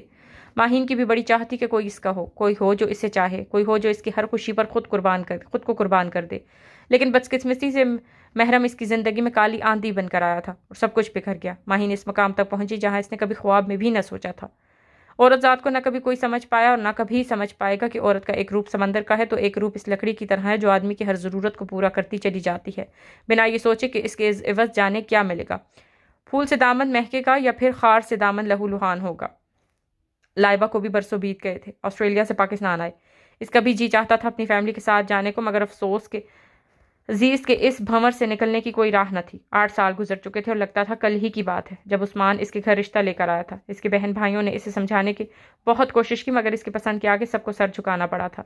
کچھ عرصہ بعد وہ پاکستان چلے آئے۔ ایئرپورٹ پر پہنچتے ہی عثمان نے دھماکہ کیا تھا، لائبہ تم سے ایک بات کرنی تھی، وہ یہ کہ ہم ابھی گھر جا رہے ہیں، مگر اس گھر میں میری پہلی بیوی اور 2 بچے بھی ہیں۔ وہ میری کزن اور دیہاتی ہے، میرا اس کا گزارا نہیں۔ میں جلد تمہیں اپنے گھر لے کر دوں گا، پھر ہم دونوں الگ رہیں گے، بس کچھ دن صبر کر لینا۔ تمہیں اس لیے پہلے بتا رہا ہوں کہ تم پریشان مت ہونا۔ لائبہ تھی کہ اسے کچھ نہ کچھ سنائی دے رہا تھا اور نہ ہی کچھ سمجھ آ رہا تھا، بس یہ چاہتا تھا کہ اس کا دل پھٹے اور پھر زمین۔ وہ شخص جس سے وہ بے انتہا محبت کرتی تھی وہ اس قدر دوغلا نکلا، قسمت نے عجیب دوراہے پر لاب پہنچایا تھا۔ نہ وہ آگے جا سکتی تھی نہ پیچھے۔ پیچھے کس منہ سے جاتی کہ پیچھے تو تمام کشتیاں جلا کر آئی تھی، سو آگے ہی جانا تھا۔ وہ شخص جب چاہتا اسے بے عزت کرتا، مارتا، کردار کا ایسا تھا کہ سب پناہ مانگتے تھے۔ لائبہ کے بعد اس نے ایک اور شادی کر لی تھی۔ عورت اس کے لیے صرف ایک ٹیشو پیپر سے زیادہ حیثیت نہ رکھتی تھی، اس لیے کئی عورتیں اس کی زندگی میں آئیں اور گئیں۔ ایک دن زبردست جھگڑا ہوا اور عثمان نے لائبہ کو طلاق دے کر گھر سے باہر نکال دیا۔ وہ روتی رہی، مگر اب کیا ہو سکتا تھا؟ اس کا اس پردیس میں کوئی تھا ہی نہیں۔ وہ بہت خوف زدہ تھی تو اس لیے اندر ہی اندر کھائے جا رہا تھا کہ اسے پردیس میں اکیلی کہاں جائے، اور گھر والوں کے سامنے رسوائی الگ، اسے منمانی کرنے کی سزا ملی تھی۔ عورت عورت عورت، کتنے روپ ہیں عورت کے۔ کبھی اسے پیدا کرنے والے پالنے والے نہ سمجھ پائے تو کبھی اس کو محبت میں پہنچنے والے نہ سمجھ پائے۔ وہ بیٹی ہے، ماں ہے، بیوی ہے، پر خاموشی سے سمندر کی طغیانی دل میں سمائے وہ دیمک زدہ لکڑی کی صورت اپنا بھرم بچائے، موسم کی طرح پھنکتا اپنا وجود اپنے محبوب کے لیے سجائے، ہر روپ میں انتظار کی تپتی ریت میں چل رہی ہے، اس امید پر کہ کبھی تو اسے ذرا سی ٹھنڈی چھاؤں میسر ہوگی۔ ماہین ایک ابگینہ تھی، جس کے سامنے ایک حسین شہزادہ آیا تو لگا جس نے اسے خود کو دیکھا اس سے معتبر کر دیا، اسے اتنی حفاظت اور پیار سے رکھے گا کہ اسے اپنے آہنگے ہونے پر رشک ہوگا۔ وہ شہزادہ روایات کی زنجیروں میں مقید اس بات کو بھول گیا کہ ریاستوں کے واسطے ارمانوں کا خون بہا معاف ہوا کرتا ہے، اور جب اسے یہ احساس ہوا تو وہ اپنی مجبوریوں کی داستان سنا کر اپنی ریاستوں کی سمت ہو لیا۔ آج بھی ماہین اس کے لیے آنسو بہاتی تھی اور اس آنسوؤں سے اس کی روح تلک رند جاتی تھی۔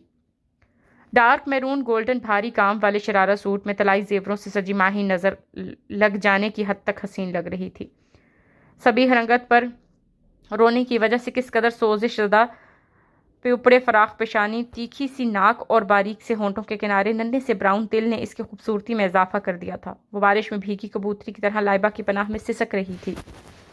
رونے سے کچھ حاصل نہیں ہوگا ماہین، اپنے اندر اتنی ہمت پیدا کرو کہ اس کٹھن وقت کا بہادری سے سامنا کر سکو۔ اس وقت کو اپنی مٹھی میں بھر لو اور موقع دیکھتے ہی اس چنگل سے آزاد ہو جانا۔ مجھے یقین ہے تم ایسا کر سکتی ہو۔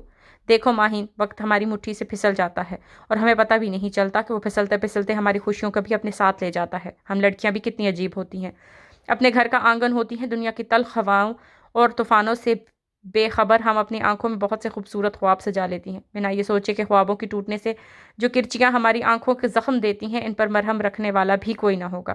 حقیقت سے انجان ہم لڑکیاں پچھتاتی ہیں کہ یہ خواب زخم دینے سے پہلے ڈراؤنے کیوں نہ ہوئے۔ ہمارے آنسو، احساسات، جذبات اور تمنائیں کبھی ظاہر نہ ہوتی۔ میں کہاں جاؤں گی لائبہ؟ میں زبیر بھائی کا سامنا نہیں کر سکتی، میں ان کی بدنامی کا سبب نہیں بننا چاہتی، میں نے پہلے ہی انہیں بہت دکھ دیے ہیں۔ میں کیا کروں، کہاں جاؤں؟ وہ ایک بار پھر بلک کر رو دی۔ رونے سے کوئی پریشانی حل نہیں ہوتی لائبہ، جب کوئی اپنا نہ ہو تو صرف آنسو ہی ہوتے ہیں جو ساتھ دیتے ہیں، دکھ بانٹتے ہیں، دل کا بوجھ ہلکا کرتے ہیں۔ اللہ پر ایمان ہے نا؟ تم خود ہی تو کہتی ہو اللہ سب کی سنتا ہے، پھر کیوں گھبرا رہی ہو؟ مجھے پورا یقین ہے اللہ تمہاری مدد ضرور کرے گا، کوئی نہ کوئی راستہ ضرور نکلے گا۔ اللہ کسی بھی انسان کو اس کی برداشت سے زیادہ بوجھ نہیں ڈالتا۔ میری جان، تم نے جتنی تکلیف سہی ہے اللہ تعالیٰ اس سب کے بدلے تمہیں بے پناہ خوشیاں دے گا، بس تم ہمت مت ہارنا، اللہ تمہاری حفاظت کرے گا۔ اسی پل میڈم کمرے میں چلی آئیں اور ایک چوبی ہوئی نگاہ ماہین پر ڈالی اور پھر اس کے نزدیک آ کر بولی، گھبرانے کی ضرورت نہیں، شیخ داؤد بہت اچھا انسان ہے، اور ہاں پلیز اپنی نمازیں یہیں چھوڑ جانا۔ ماہین کی زبان کو تالے لگ گئے تھے، دماغ پھٹنے کو تیار تھا۔ کام مشکل نہیں ہے اور تم بالکل اناڑی نہیں ہو، تجربہ تمہارے پاس پہلے ہی ہے۔ میڈم کی یہ بات اسے جھنجھوڑ دینے کے لیے کافی تھی، اور وہ اکثر اسے کسی نہ کسی ذریعے سے یہ بات جتاتی رہی تھی اور ماہین زمین پر گڑ جاتی تھی۔ چلو نیچے، گاڑی تمہارا انتظار کر رہی ہے، اور ہاں کوئی گڑبڑ مت کرنا، شیخ داؤد جتنا مہربان ہے اتنا ہی خطرناک ہے، یہ مت بھولنا اس کے ہاتھ بہت لمبے ہیں۔ وہ انسان کامیاب ہوتا ہے جس نے ابتدا میں تاریکیوں میں امید کا چراغ روشن رکھا ہو۔ شیخ داؤد کا ڈرائیور اور گن مین گاڑی سے نیچے اترے اور بونٹ چیک کرنے لگے۔ گاڑی بہت گرم ہو چکی تھی، بونٹ کھلتے ہی دھوئیں کا ایک غبارہ اٹھا تھا۔ ماہی نے یہ موقع غنیمت سمجھا اور بڑی آہستگی سے گاڑی کا دروازہ کھلتی گاڑی کی پچھلی جانب دوڑنے لگی۔ گن مین کی نگاہ پڑتے ہی وہ اس کی طرف دوڑا۔ ماہین پاگلوں کی طرح ایک گلی سے دوسری گلی میں گھستی چلی گئی، ایک دم ٹھوکر لگنے سے گری اور وہ مشکل خود کو سنبھالتے ہوئے گرتی پڑتی ایک بنگلے کا چھوٹا سا گیٹ ٹاپ کر اندر گھس گئی۔ شیخ داؤد کا آدمی بھاگتا ہوا آگے نکل گیا، لیکن ماہین اسے دور دور تک دکھائی نہ دے رہی تھی۔ گراج میں ایک کرولا کھڑی تھی اور اس گاڑی کے پیچھے جا کر بیٹھ گئی۔ اس کے ماتھے پر پسینہ تھا، وہ لمبی لمبی سانسیں لیتی سہمی ہوئی زمین پر بیٹھی اپنے رب سے دعا مانگنے لگی، یا اللہ میری مدد کر، ایک تیرا ہی سہارا ہے، میری مدد کر یا الہی۔ گاڑی کے پیچھے سے گیٹ صاف نظر آ رہا تھا اور وہ بندہ ایک بار پھر وہیں آ کھڑا ہوا تھا اور کھوجتی نگاہوں سے ادھر ادھر دیکھ رہا تھا۔ ماہین خوف کے مارے کانپنے لگی، پھر اس کی نگاہ دائیں جانب ادھ کھلے دروازے پر پڑی۔ وہ تقریباً دوڑتی ہوئی اس دروازے سے اندر داخل ہوئی۔ اندر اندھیرا تھا تو وہ دل ہی دل میں بول رہی تھی کہ آنسو مسلسل بہہ رہے تھے، یا اللہ میں کیا کروں، کہاں جاؤں، تنہا کس کس کا مقابلہ کروں گی، کوئی نہ کوئی تو شکار کر ہی لے گا، اور پھر ذلت، انتہائی ذلت، بس بہت ہو گئی، اس سے زیادہ نہیں۔ یہ یقیناً وہ مقام ہے جہاں حرام بھی حلال ہو جاتا ہے۔ وہ فیصلہ کن انداز میں آنسو پوچھتے ہوئے آگے بڑھی اور ایک دروازہ کھول کر اندر داخل ہو گئی۔ اندر سناٹا تھا، وہ خوابگاہ تھی۔ سائڈ ٹیبل پر ایک پلیٹ میں ایک سیب اور ساتھ ہی ایک چھری پڑی تھی۔ ایسے محسوس ہوا کہ وہاں اس کے سوا اور کوئی نہیں ہے۔ بیڈ کی چادر گھسیٹ کر اس نے اس کی چند تہ بنائی اور بغیر سمت جانے ایک رخ پر وہ چادر بچھا دی۔ حالات کا سامنا کرنے کے لیے سائڈ ٹیبل پر پڑی پلیٹ اور اس پر پڑی چھری اس نے چھری اٹھائی اور چادر کے نیچے رکھ دی۔ 2 رکعت نفل کی نیت سے کھڑی ہو گئی۔ شاید یہ اس کی زندگی کی واحد نماز تھی جس میں اس نے خود کو اپنے اللہ سے اتنا قریب محسوس کیا تھا، یوں جیسے وہ سب کچھ دیکھ اور سن رہا تھا، جیسے وہ اپنے رب سے سب کچھ کہہ رہی تھی، جیسے اللہ نے خطائیں معاف کر رہا تھا، جیسے اس کی رحمت کے دروازے کھل رہے تھے۔ یا اللہ مجھے معاف فرما دے، میں بہت گناہ کار ہوں، لیکن تیرے نبی صلی اللہ علیہ وآلہ وسلم کی امت میں سے ہوں، وہ نبی صلی اللہ علیہ وآلہ وسلم جس کے لیے تو نے دنیا بنائی تھی۔ یا اللہ اپنے حبیب پاک صلی اللہ علیہ وآلہ وسلم کے صدقے میرے گناہ معاف فرما دے۔ یا اللہ اے پاک پروردگار، میری اس آخری فعل حرام کو بھی معاف فرما دے۔ میں اس ایک عمل کے بعد میں ان سب برائیوں سے بچ جاؤں گی جن سے بچنے کا میرے پاس اور کوئی راستہ نہیں ہے۔ یا اللہ میری مومنہ کو اپنے حفظ و ایمان میں رکھنا، اس کی عزت پر کبھی کوئی حرف نہ آئے، اسے محفوظ رکھنا۔ وہ پھوٹ پھوٹ کر رو رہی تھی، نہ جانے کتنی دیر، پھر آنکھیں صاف کر کے چادر کی تہ سے چھری نکالی اور کلمہ پڑھ کر اپنی کلائی کی رگوں پر پھیرنے لگی۔ اسی وقت ایک مضبوط ہاتھ نے اس کی کلائی تھام کر چھری اس کے ہاتھ سے دور کرا دی۔ ماہین کے منہ سے چینخ نکل گئی تھی۔ اس کے قریب ایک خوش شکل خوش لباس نوجوان تھا۔ کون ہو تم؟ چھوڑو مجھے، یہ سوال تو مجھے آپ سے پوچھنا چاہیے محترمہ، یہ گھر میرا ہے، آپ یہاں کیا کر رہی ہیں، اور خودکشی کرنے کے لیے آپ کو کوئی اور بہتر جگہ نہیں ملی تھی؟ ماہین کا چہرہ پیلا پڑ گیا، اسے کچھ خبر نہیں تھی کہ وہ کب آیا تھا۔ تم گھر سے بھاگی ہو؟ ماہین کو ایک اور جھٹکا لگا۔ تمہیں کیسے پتا؟ الہام ہوا ہے، بے وقوف لڑکی، تم دلہن کے روپ میں ہو اور یہاں میرے گھر میں میرے کمرے میں خودکشی کی تیاری کر رہی ہو، اس سے یہی ثابت ہوتا ہے نا کہ تم گھر سے بھاگی ہو۔ وہ ابھی بھی پھٹی نگاہوں سے اسے دیکھ رہی تھی اور اس کی کلائی ابھی بھی اس اجنبی کی گرفت میں تھی۔ وہ تھوڑی دیر اس کی طرف دیکھتا رہا، پھر اس کی کلائی آزاد کر کے بولا، دیکھو بی بی، میں ایک عزت دار شخص ہوں اور خواتین کی بہت عزت کرتا ہوں، اس طرح میرے گھر میں آ کر میرے ہی بیڈ روم میں دلہن کی حالت میں خودکشی کرو گی تو داغ مجھ پر لگے گا، میں خواہ مخواہ جیل کی چکی پیسوں گا۔ چلو اٹھو، شاباش، مجھے بتاؤ تمہارا گھر کہاں ہے؟ وہ اس کے پاس آ کر بولا تو وہ پھوٹ پھوٹ کر رو دی، میرا کوئی گھر نہیں ہے، میرے والدین نہیں ہیں۔ وہ اسے بغیر دیکھتا لمبی سانس خارج کر کے سنجیدگی سے بولا، تم سچ کہہ رہی ہو؟ وہ چہرے دونوں ہاتھ میں چھپا کر رو دی۔ وہ اجنبی اس کے لیے ایک گلاس پانی لے آیا تھا، کانپتے ہاتھوں سے گلاس تھام کر اس نے چند گھونٹ پیے۔ آرام سے بیٹھ کر خود کو پرسکون کر کے، اگر کچھ بتانا چاہو تو بتا دو، مجھے امید ہے میں تمہاری مدد کر سکوں گا۔ میں کیسے آپ کا شکریہ ادا کروں؟ اس احسان کا بدلہ اللہ تعالیٰ آپ کو ضرور دے گا، آپ کو شکریہ ادا کرنے کی ضرورت نہیں ہے، اور یہ احسان بھی نہیں ہے۔ آپ جب نماز پڑھ رہی تھی اس وقت میں باتھ روم میں تھا، باہر نکلا تو حیرت ہوئی، میں یہاں تنہا ہوں اور میرے ساتھ کوئی خاتون بھی نہیں ہے، آپ کو ان کا واقف کار سمجھتا، سو آپ کی نماز ختم کرنے کا انتظار کرتا رہا۔ دراصل میرا تعلق بہت ہی معزز اور مذہبی گھرانے سے ہے، ہمارے ہاں عورتوں کی بڑی عزت کی جاتی ہے، پھر میں نے آپ کی دعا سنی۔ اندازہ ہوا کہ آپ کو میری موجودگی کا علم ہی نہیں تھا۔ بہرحال اب آپ پریشان مت ہو، میں اتنا اچھا انسان تو نہیں ہوں، لیکن اس قدر گھٹیا بھی نہیں ہوں کہ اپنی آنکھوں کے سامنے ایک لڑکی کو خودکشی کرتے دیکھوں۔ وہ ایک بار پھر پھوٹ پھوٹ کر رو پڑی۔ کاجل اس کی آنکھوں کے گرد پھیل چکا تھا۔ تھوڑی دیر تک اس نے اسے رونے دیا اور پھر بولا، آپ سکون سے مجھے سب کچھ بتائیں، تبھی میں آپ کی مدد کر سکوں گا، اور یقین کریں میں آپ کی مدد کرنا چاہتا ہوں۔ ماہین نے تشکر آمیز انداز میں اس کی طرف دیکھا، پھر الف سے لے کر یہ تک سب کچھ بتا دیا، کہیں رکتے ہوئے کہیں بے ربط۔ بہرحال وہ سب سمجھ گیا تھا۔ اس نے بات ختم کی تو تھوڑی دیر ان دونوں کے بیچ بالکل خاموشی چھائی رہی۔ پھر وہ بولا، مجھے آپ کی داستان سن کر دلی افسوس ہوا۔ آپ چاہیں تو ہم پولیس میں رپورٹ کر سکتے ہیں۔ کیا فائدہ ہوگا؟ بڑے بڑے افسر خود وہاں آتے ہیں، یہ کاروبار بند نہیں ہو سکتا۔ جنہیں کارروائی کرنی ہے وہ خود ان کام میں ملوث ہیں۔ وہ سر جھکائے خاموش بیٹھا رہا۔ اور پھر میں زندہ ہوں تو مجھے سر چھپانے کا ٹھکانہ چاہیے۔ میرے لیے میڈم شیخ داؤد اور اس کے کاروبار سے زیادہ اہم یہ بات ہے، میں اس لیے مر جانا چاہتی ہوں کہ میرے اس دنیا میں کوئی نہیں، اور زبیر بھائی کا سامنا کرنے کی ہمت نہیں مجھ میں۔ میں زندہ رہی تو میڈم اور شیخ داؤد کے ہتھے چڑھتی رہوں گی، یا پھر کوئی نہ کوئی پلوشا میری قیمت وصول کرتی رہے گی۔ پولیس یا کوئی اور میری مدد نہیں کر سکتا۔ بس میں زندہ رہنا ہی نہیں چاہتی۔ وہ ایک بار پھر سے رو پڑی۔ کہتے ہیں جس کا کوئی نہیں ہوتا اس کا خدا ہوتا ہے۔ آپ کا تو اللہ تعالیٰ پر بہت بھروسہ ہے، پھر ایسی مایوسی کیوں؟ اور ویسے بھی مایوسی کفر ہے۔ کوئی راہ تو ہو جس پر چل سکوں، عزت کی زندگی گزار سکوں۔ ہر راستہ بند ہو جائے تو عزت سے مرنا ہی بہتر ہے۔ ایک راستہ ہے، اگر آپ اس پر چلنے کے لیے تیار ہوں۔ کون سا راستہ؟ اگر آپ چاہیں تو میرے ساتھ چلیں۔ میں اسلام آباد میں رہتا ہوں۔ میری دادی جان، میری امی اور ایک پیاری سی بیٹی ہے۔ بس ایک چھوٹی سی فیملی ہے۔ ایک بھائی ہے جو لندن میں زیر تعلیم ہے۔ آپ چاہیں تو۔ ماہین کا منہ کھل گیا۔ اس نے بے یقینی سے اس کی طرف دیکھا تھا۔ میں سمجھ سکتا ہوں کہ اعتبار کرنا آپ کے لیے نہایت مشکل ہوگا، مگر میرا رویہ آپ کو خود میرے بارے میں بتا دے گا۔ وہ خاموش رہی۔ آپ ایسا کریں، منہ ہاتھ دھو لیں اور پھر آرام سے آ کر بیٹھ جائیں۔ باتھ روم کا دروازہ بند کر کے وہ اس کے مہربان اجنبی کے رویے کے بارے میں سوچنے لگی۔ یا اللہ، کیا سچ مچ تو نے مجھے معاف کر دیا ہے؟ جو کچھ میں نے نوافل میں پڑھتے ہوئے محسوس کیا تھا، قربت کا وہ احساس جو اپنے رب کے لیے میرے دل میں جاگا تھا، کیا وہ حقیقت تھی؟ میرے معبود نے مجھے معاف فرما دیا۔ وہ رو پڑی۔ اس رحیم و کریم ذات نے اسے معاف کر دیا تھا۔ اس سے پہلے اس کے رب نے اس کی بیٹی مومنہ کے لیے بھی اس کی دعا قبول کی تھی۔ وہ کیسے اپنے معبود کا شکر ادا کرتی؟ باہر وہ مہربان اجنبی اس کا منتظر تھا۔ صوفے کی طرف اشارہ کر کے بولا، بیٹھو۔ وہ اس کے سامنے والے صوفے پر جا کر بیٹھ گئی۔ اب میں اپنے بارے میں بھی آپ کو مختصراً بتا دوں۔ میرا نام ارحم ہے اور تعلق لاہور سے ہے۔ اپنا ایک چھوٹا سا بزنس ہے۔ ابھی کچھ عرصے پہلے ہی اسلام آباد اپنی چھوٹی سی فیملی سمیت شفٹ ہوا ہوں۔ میں آپ کے لیے جو کچھ کر پایا ضرور کروں گا۔ میں کوئی ایسی بات نہیں کہتا یا کرتا جسے پورا نہ کر سکوں۔ اس کے لہجے نے ایک بار پھر اسے اعتبار کرنے پر مجبور کر دیا، یا شاید اس کے پاس سوائے اعتبار کے کوئی دوسرا راستہ ہی نہ تھا۔ میڈم نے مجھے خریدا ہوا تھا اور مجھ پر کافی کچھ خرچ بھی کر چکی ہیں۔ مجھے اتنے آسانی سے نہیں چھوڑیں گی۔ اور شیخ داؤد، یہ آپ مجھ پر چھوڑ دیں۔ میں جانتا ہوں کہ کس قسم کے لوگوں سے کس انداز میں نپٹنا ہے۔ وہ بہت ہی ٹھوس انداز میں بولا تو ماہین اس پر اعتبار کرتے ہوئے دھیمے سے مسکرا دی۔ زندگی جہاں چاہے جب چاہے شروع ہو سکتی ہے، اور جہاں چاہے جب چاہے ختم ہو سکتی ہے۔ عجب بات تو یہ ہے کہ زندگی سے پہلے بھی زندگی تھی اور زندگی کے بعد بھی زندگی رہے گی۔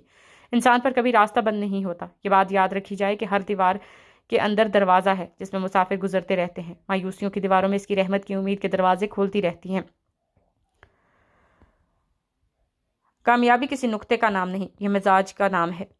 بڑے بڑے فاتحین جنگیں ہارنے کے بعد فاتحین ہی رہے۔ ہمارے پاس مثال موجود ہے جسے اللہ تعالیٰ فتح مبین قرار دیتا ہے۔ کربلا کی شکست فتح کی بشارت ہے۔ اسلام آباد کے ایک پوش علاقہ میں ایک خوبصورت کوٹھی کے سامنے گاڑی رکی تو ارحم نے مسکرا کر ماہین کی طرف دیکھا۔ Home sweet home. گیٹ کھلتے ہی وہ تیزی سے گاڑی اندر لے آیا تھا۔ ماہین گھبراتے ہوئے گاڑی سے باہر نکلی اور نظریں گھما کر ارد گرد کا جائزہ لینے لگی۔ کشتی ہچکولے کھا رہی ہو تو خدا کی رحمت کو پکارا جاتا ہے۔ جب کشتی کنارے لگ جائے تو اپنی قوت بازو کے قصیدے کہے جاتے ہیں۔ بہت کم انسان ایسے ہیں جو اپنے حاصل کو رحمت پر وردگار کی عطا سمجھتے ہیں۔ ارحم کی بے حد سنجیدگی سے کہی گئی بات پر وہ چونک کر اسے دیکھنے لگی۔ دریا عبور کرنے کے لیے کشتی کی ضرورت پڑتی ہے، لیکن گرداب سے نکلنے کے لیے دعا کا سفینہ چاہیے۔ جب تک تم خود کو اپنے یادوں سے چھٹکارا نہیں دلاؤ گی، تب تک تمہارے ماضی تمہیں یوں ہی تنگ کرتا رہے گا۔ تمہارے لیے بہتر ہے کہ اپنے کل کو بھول جاؤ اور اب اس پل اپنے نئی زندگی کا آغاز کرو۔ آج جمعرات ہے اور ہر جمعرات دادی ماں گھر میں تلاوت کرواتی ہیں، اور تلاوت کے بعد دعا دل کو دہلا دیتی ہے۔ تم اندر چلو۔ ماہین نے آنکھوں میں ٹپکتے آنسو اپنے دوپٹے کے پلو سے پہنچی اور ارحم کے ہمراہ بڑا سا لان عبور کرتی گھر کے اندر داخل ہو گئی تھی۔ لاؤنج میں ہی تلاوت کا اہتمام تھا۔ ارحم ماہین کے اشارے سے بیٹھنے کا کہہ کر دائیں جانب ایک کمرے میں داخل ہوا۔ لاؤنج میں صرف عورتیں موجود تھیں۔ ماہین سر پر دوپٹہ ٹکائے وہیں ایک بڑی بی کے پاس بیٹھ گئی تھی۔ اللہ نے اس دنیا کو بنایا اور مٹا دیا، یہ دھوکے کا گھر ہے۔ یہ ریت کا پانی ہے جس کی تھوڑی ہیں اور شامیں لمبی، جس کی راتیں تھوڑی ہیں اور غم زیادہ، جس کا ہنسنا تھوڑا ہے اور رونا زیادہ، جس کی درد زیادہ ہیں اور سکھ کم، جس کی ذلتیں زیادہ ہیں اور عزتیں کم۔ ایک دن آئے گا جب اللہ اس زمین کو دوبارہ زندہ کرے گا، جس دن زمین بدل کے بجھ جائے گی، آسمان تبدیل کر دیے جائیں گے، جس دن ہم سب کے اللہ کے سامنے حاضر کیے جائیں گے۔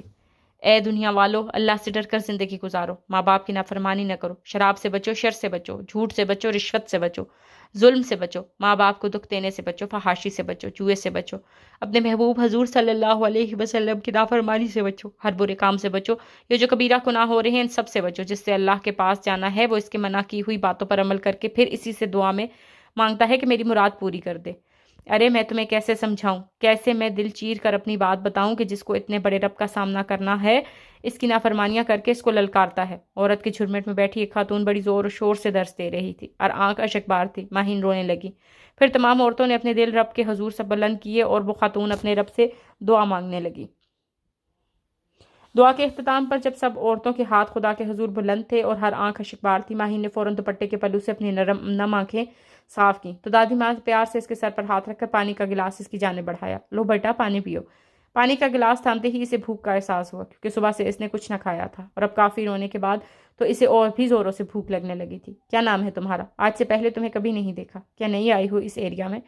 ایک ساتھ ڈھیر سارے سوالات پوچھے جانے پر وہ گھبرا سی گئی تھی اور بولنے کی چاہ میں لب کھولے ہی تھے کہ اس کی پشت پر ارہم کی آواز ابھری۔ دادی اماں ایک ساتھ اتنے سوال پوچھیں گی تو بیچاری کیا جواب دے گی؟ ارے ارہم بیٹا تم کب آئے؟ دادی ماں کی خوشی دیدنی تھی جب آپ کی دعا شروع ہوئی تھی تب، اور یہ محترمہ بھی میرے ساتھ تشریف لائی ہیں۔ دادی جان نے حیران نظروں سے ارہم اور پھر ماہین کی جانب دیکھا اور پھر ارہم نے الف سیگیت کر کے پوری کہانی دادی ماں کو سنا ڈالی۔ سب کچھ سننے کے بعد دادی ماں بڑی گہری اور کھوجتی ہوئی نگاہوں سے ماہین کو دیکھنے لگی تو وہ مزید گھبرا گئی اور ارہم کی جانب دیکھنے لگی۔ تمہارے ساتھ جو کچھ بھی ہوا بہت برا ہوا، لیکن غلطی تمہاری ہے۔ لڑکی کا اٹھایا گیا ایک غلط قدم اس کی پوری زندگی برباد کر دیتا ہے۔ یہ تو اللہ کا کرم ہے کہ تم ان لوگوں کے چنگل سے باحفاظت واپس لوٹ آئی ہو۔ ضرور تم نے کبھی کوئی نیکی کا کام کیا ہوگا جس کا تمہیں اجر ملا۔ ماہین احساس ندامت سے سر جھکائے بیٹھی تھی، تبھی دادی ماں کی آواز چونک اٹھی تھی۔ نام کیا تھا اس لڑکے کا؟ جی؟ اس سے پہلے کہ وہ کچھ بولتی ارہم بول پڑا۔ دادی ماں باقی باتیں بعد میں کر لیجیے گا، ابھی بہت بھوک لگی ہے، پلیز کچھ کھانے کو ملے گا؟ ہاں بیٹا، تم فائقہ سے کہو وہ کھانا لگا دے۔ یہ فائقہ ہے کہاں؟ دکھائی نہیں دے رہی۔ فاطمہ رو رہی تھی، اس کو سلانے گئی ہے۔ اچھا میں دیکھتا ہوں۔ ماہین تم بھی فریش ہو جاؤ، پھر سب مل کر کھانا کھائیں گے۔ ارہم اپنے کمرے کی جانب بڑھا تو دادی جان نے پیار سے اس کے سر پر ہاتھ رکھ دیا۔ ہاں بیٹا تم بھی فریش ہو جاؤ، اور اب رونا مت۔ انسان کی زندگی میں جتنے دن ہوتے ہیں اتنی ہی راتیں ہوتی ہیں۔ یوں انسان کی نصف زندگی روشنی میں گزرتی ہے اور نصف اندھیروں میں۔ تم نے بہت دکھ سہے ہیں، اللہ تمہیں اس کا اجر ضرور دے گا۔ انسان کو اس بات پر صبر کرنے کے لیے کہا گیا ہے جو اسے پسند نہ ہو، اور جس کا ہو جانا ناگزیر ہو، سانحہ ہو، حادثہ ہو اس کے ساتھ پیش آ رہا ہو تو اس میں سے گزرنا ہے، رو کر یا خاموش رہ کر۔ انسان کو صبر کی تلقین کی گئی ہے، اس لیے یہ زندگی ہماری خواہشات کے مطابق نہیں ہے۔ جہاں ہماری پسندیدگی چیزیں ہمیں میسر نہ آئیں وہاں صبر کا کام آتا ہے۔ جہاں ہمیں ناپسندیدہ واقعات اور افراد کے ساتھ گزارا کرنا ہو، اچھا کام کیا جاتا تھا تو اس کے عوض سے اتنا اچھا خاندان ملا تھا۔ وہ کچھ ہی دنوں میں دادی ماں فاطمہ، فائقہ اور ارہم سے ایسے گھل مل گئی تھی جیسے برسوں سے ان کو جانتی ہو، جیسے وہ انہی کی فیملی کا حصہ ہو۔ فائقہ اکثر ارہم کے ساتھ آفس جایا کرتی تھی تو ایسے میں ننھی منی سی فاطمہ ماہین کی نگرانی میں رہتی۔ ننھی منی سی فاطمہ ماہین کے بہت نزدیک آ گئی تھی۔ ماہین کا بھی بہت دل بہلتا تھا۔ اس معصوم سے پری ذات کے ساتھ وقت بتا کر وہ اندرونی سکون سے ہمکنار رہتی تھی۔ زندگی میں کتنا سکون، کتنا ٹھہراؤ ہے، اے کاش کہ ایسا پہلے بھی ہوتا۔ مایوسی کی باتیں کرنا گناہ ہے۔ اگلے ہی پل اس نے خود سرزش کی۔ فاطمہ دادی ماں کی گود میں موجود اٹکھیلیاں کر رہی تھی اور دادی ماں بھی بچی بنی اس کے ساتھ کھیل رہی تھی۔ لان میں شام کے وقت ٹھنڈی ہوا، پھولوں کی خوشبو الگ ہی مزہ دے رہی تھی۔ خوبصورت موسم، خوبصورت تحفہ ہے، کتنی اچھی ہوا چل رہی ہے۔ اس نے مسکرا کر سانس کھینچتے ہوئے اپنے اندر اتارا تھا۔ ہیلو، دوسری طرف ارم کا چھوٹا بھائی سارم تھا۔ ہیلو جانی، کیسے ہیں آپ؟ وہ اپنے مخصوص انداز میں چہکا تھا۔ میں ٹھیک ہوں، تم سناؤ؟ میں مزے میں ہوں بھائی، میں نے سوچا آپ کو یاد کرنے نہیں والے میں ہی یاد کر لوں۔ اس نے کہا تو وہ بولا، اچھا کیا جو تم نے فون کیا، میرا ارادہ تھا تمہیں فون کر کے، لیکن ٹائم نہیں ملا۔ وہ وضاحت دینے لگا تھا۔ آپ بہت سنگ دل انسان ہیں بھائی، بھابھی بالکل ٹھیک کہتی تھی۔ وہ چہکا تھا۔ اچھا، وہ ہنس دیا۔ کیا کیا ہے میں نے؟ واٹ؟ کیا مطلب؟ آپ نے اتنے دنوں سے میری خبر تک نہیں لی بھائی۔ جب سے میری بھتیجی صاحبہ آئی ہیں تب سے آپ نے ہماری خبر لینا چھوڑ دی ہے بھائی، یہ غلط بات ہے۔ میں آ کر دو ہاتھ کرنے والا ہوں اپنی بھتیجی صاحبہ سے۔ پڑھائی تو فٹ جا رہی ہے، اور سناؤ کوئی لڑکی پسند کی؟ اور ہم اب شرارت پہ اترایا تھا۔ ہاں، وہ دلکشی سے بولا۔ کسے؟ قدرے چیخ کر کہہ رہا تھا۔ دادی ماں، وہ شوق ہوا تھا۔ ارہم کا کہا آؤٹ آف کنٹرول تھا۔ خیر، پاکستان کب آ رہے ہو؟ بھائی اگلے ہفتے میرے پیپر سے سٹارٹ ہو رہے ہیں، بس جیسے ہی پیپر سے فارغ ہوں گا پہلی فرصت میں پاکستان کی زمین کو سلام کروں گا۔ ہم سب تمہیں بہت مس کرتے ہیں، بس پیپرز کی تیاری اچھے سے کرو اور میرا نام روشن کرو۔ اس بار دونوں کا کہا آؤٹ آف کنٹرول تھا۔ پھر وہ دن بھی آ گیا جب سارم اپنے تمام کاموں سے فارغ ہو کر دادی ماں کے سامنے تھا۔ گھر میں ایک الگ ہی رونق جگمگا رہی تھی۔ شیطان کہیں کسی گوری میم کو نہیں پٹا کر لے آئے ساتھ۔ دادی ماں نے شرارت سے سارم کے کان کھینچتے ہوئے پوچھا اور اینک آنکھ دبا کر دادی ماں کے گلے لگ کر کہا، میری پیاری سی دادی ماں، آپ کے ہوتے ہوئے کسی گوری میم کی ایسی مجال کو اس دل پر دستک دے سکے؟ یہ جگہ صرف آپ کے لیے ہے۔ چل شیطان کہیں کا، دادی جان نے پیار سے اسے چپت لگائی تھی۔ ماہین کچن میں مصروف تھی۔ فائقہ بھی کچھ ہی دیر بعد کچن میں چلی آئی تھی۔ ماہین تم صبح سے لگی ہوئی ہو، چھوڑو یہ سب، چلو میں تمہیں سارم سے ملواتی ہوں۔ فائقہ ہمیشہ کی طرح شیریں لہجہ میں اس سے مخاطب ہوئی تھی۔ ماہین رکنا چاہتی تھی لیکن فائقہ کے ساتھ کھینچی چلی گئی۔ پھر وہ بہت متوازن قدم چلتی ہوئی لائن میں داخل ہوئی جہاں سارم ننھی سی فاطمہ کو گود میں لیے اس سے اپنا تعارف کروانے میں مصروف تھا، جبکہ فاطمہ نے رو رو کر واویلا مچا رکھا تھا۔ ارحم اور دادی ماں مسکرا رہے تھے۔ ان سے ملو ماہین، یہ ہیں ہمارے لونگ دیور جی، فائقہ نے چہکتے ہوئے انداز میں تعارف کروایا تھا۔ ماہین نے دھیمی سی مسکراہٹ لبوں پر سجائے کنفیوز انداز میں سلام کیا۔ جواباً چہکتی ہوئی شوخ آواز میں سلام کا جواب آیا۔ سرسری سے تعارف کے بعد کھانا لگایا اور اتنا عرصہ بعد پاکستانی کھانا کھانے کے بعد وہ فل جوش و خروش سے ڈائننگ ٹیبل پر براجمان ہوا اور ہونٹوں پر زبان پھیرتے ہوئے کھانے پر ٹوٹ پڑا۔ آسمان پر اڑتے اکا دکا پرندوں کو بڑے انہماک سے دیکھ رہی تھی۔ اس کے چہرے پر کیسی گہری اداسی تھی۔ سورج غروب ہو رہا تھا جس کی بنفشی شعاعیں اس کی چہرے کی تابناکی میں کئی گنا اضافہ کر رہی تھی اور وہ لان میں تنہا بیٹھی کسی مورت کی طرح حسین لگ رہی تھی۔ ہوا میں ہلکی سی خنکی تھی۔ بلیک شال لپیٹے وہ یکٹک پھولوں کو دیکھتے جا رہی تھی۔ آج اسے زبیر بھائی کی یاد بہت ستا رہی تھی۔ وہ سوچوں میں غلطاں تھی جب سارم نے پیچھے سے اسے پکارا۔ وہ ایک پل کے لیے چونکی اور پھر گردن موڑ کر سارم کی طرف دیکھنے لگی۔ سوری، میں ہرگز نہیں بولوں گا کیونکہ ڈسٹرب تو میں آپ کو کر ہی چکا ہوں اور مزید ڈسٹرب کرنے کا پورا ارادہ رکھتا ہوں۔ وہ اپنے مخصوص انداز میں چہکتا ہوا اس کے سامنے آ کر کھڑا ہو گیا۔ ماہین منتانت سے مسکرائی تھی۔ شاید مسکراتے رہنا اس کی عادت تھی یا پھر اپنے تمام غموں کو چھپانے کی خاطر ہر دم مسکراتی تھی۔ جب سے میں آیا ہوں تو آپ کو زیادہ تر خاموش اور لان میں گم بیٹھے دیکھا ہے۔ آپ بور نہیں ہو جاتی؟ نہیں، میں زیادہ بولتی نہیں ہوں۔ اوہ، کوئی خاص وجہ نہیں؟ آپ مجھ سے دوستی کریں گی؟ میں بیٹ لگاتا ہوں مجھ سے دوستی کے بعد آپ بھی میری طرح پٹر پٹر بولنا شروع کر دیں گی۔ اپنی عادت کے مطابق سارن نے فوراً ہی اسے دوستی کی آفر کر دی۔ ماہین ایک لمحے کے لیے حیران ہوئی اور پھر مسکرا دی۔ میں آپ کے لیے چائے بنا کر لاتی ہوں۔ وہ وہاں سے کھسکنا چاہتی تھی اس لیے جلدی سے کھڑی ہوئی۔ ارے پر مجھے چائے نہیں پینی، وہ بیٹھے بیٹھے بولا تھا۔ بھابھی، آخر کہ آپ کی فرینڈ صاحبہ اتنی مغرور کیوں ہیں؟ ہم سے ڈھنگ سے بات تک نہیں کرتی۔ فائقہ فاطمہ کے لیے فیڈر تیار کر رہی تھی جبکہ ماہین فاطمہ کو گود میں لیے اس کے ساتھ کھیلنے میں مصروف تھی۔ تبھی سارم فائقہ کے کان میں سرگوشی کرنے لگا۔ ارے نہیں بھائی، ماہین مغرور ہرگز نہیں، بس تھوڑی ریزرو رہتی ہے۔ فائقہ نے مصروف انداز میں مسکرا کر جواباً کہا تھا۔ اس وقت بھی ماہین ہمیشہ کی طرح مسکرا رہی تھی اور اس کی مسکراہٹ اتنی جاندار تھی کہ اس نے اس کے حسین چہرے کے ایک نقش کو خاص بنا دیا تھا۔ کتنی معصوم صورت ہے، سارم نے جیسے کہیں کھو کر کہا تھا۔ فائقہ کی حیرت میں اضافہ ہوا۔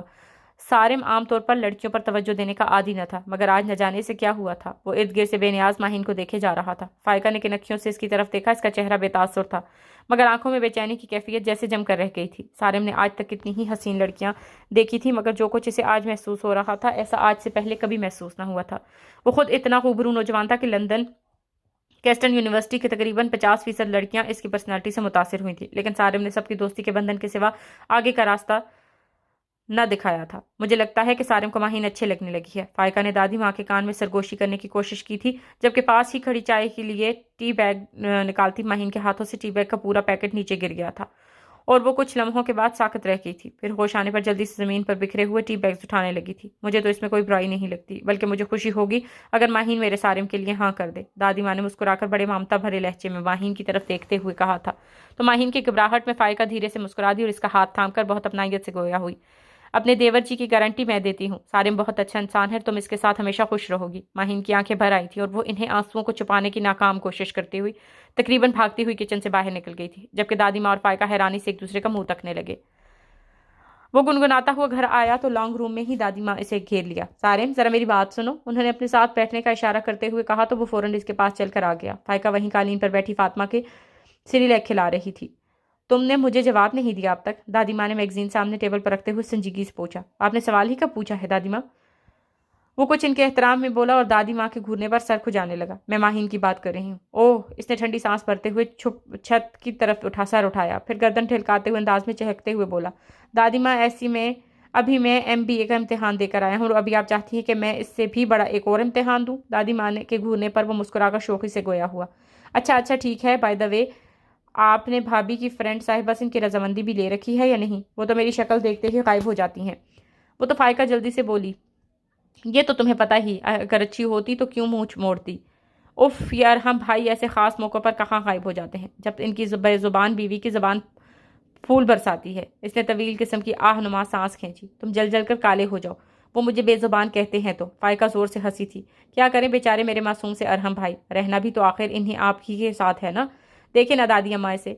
فائقہ جھیم کر چلائی تو وہ ہنسنے لگا۔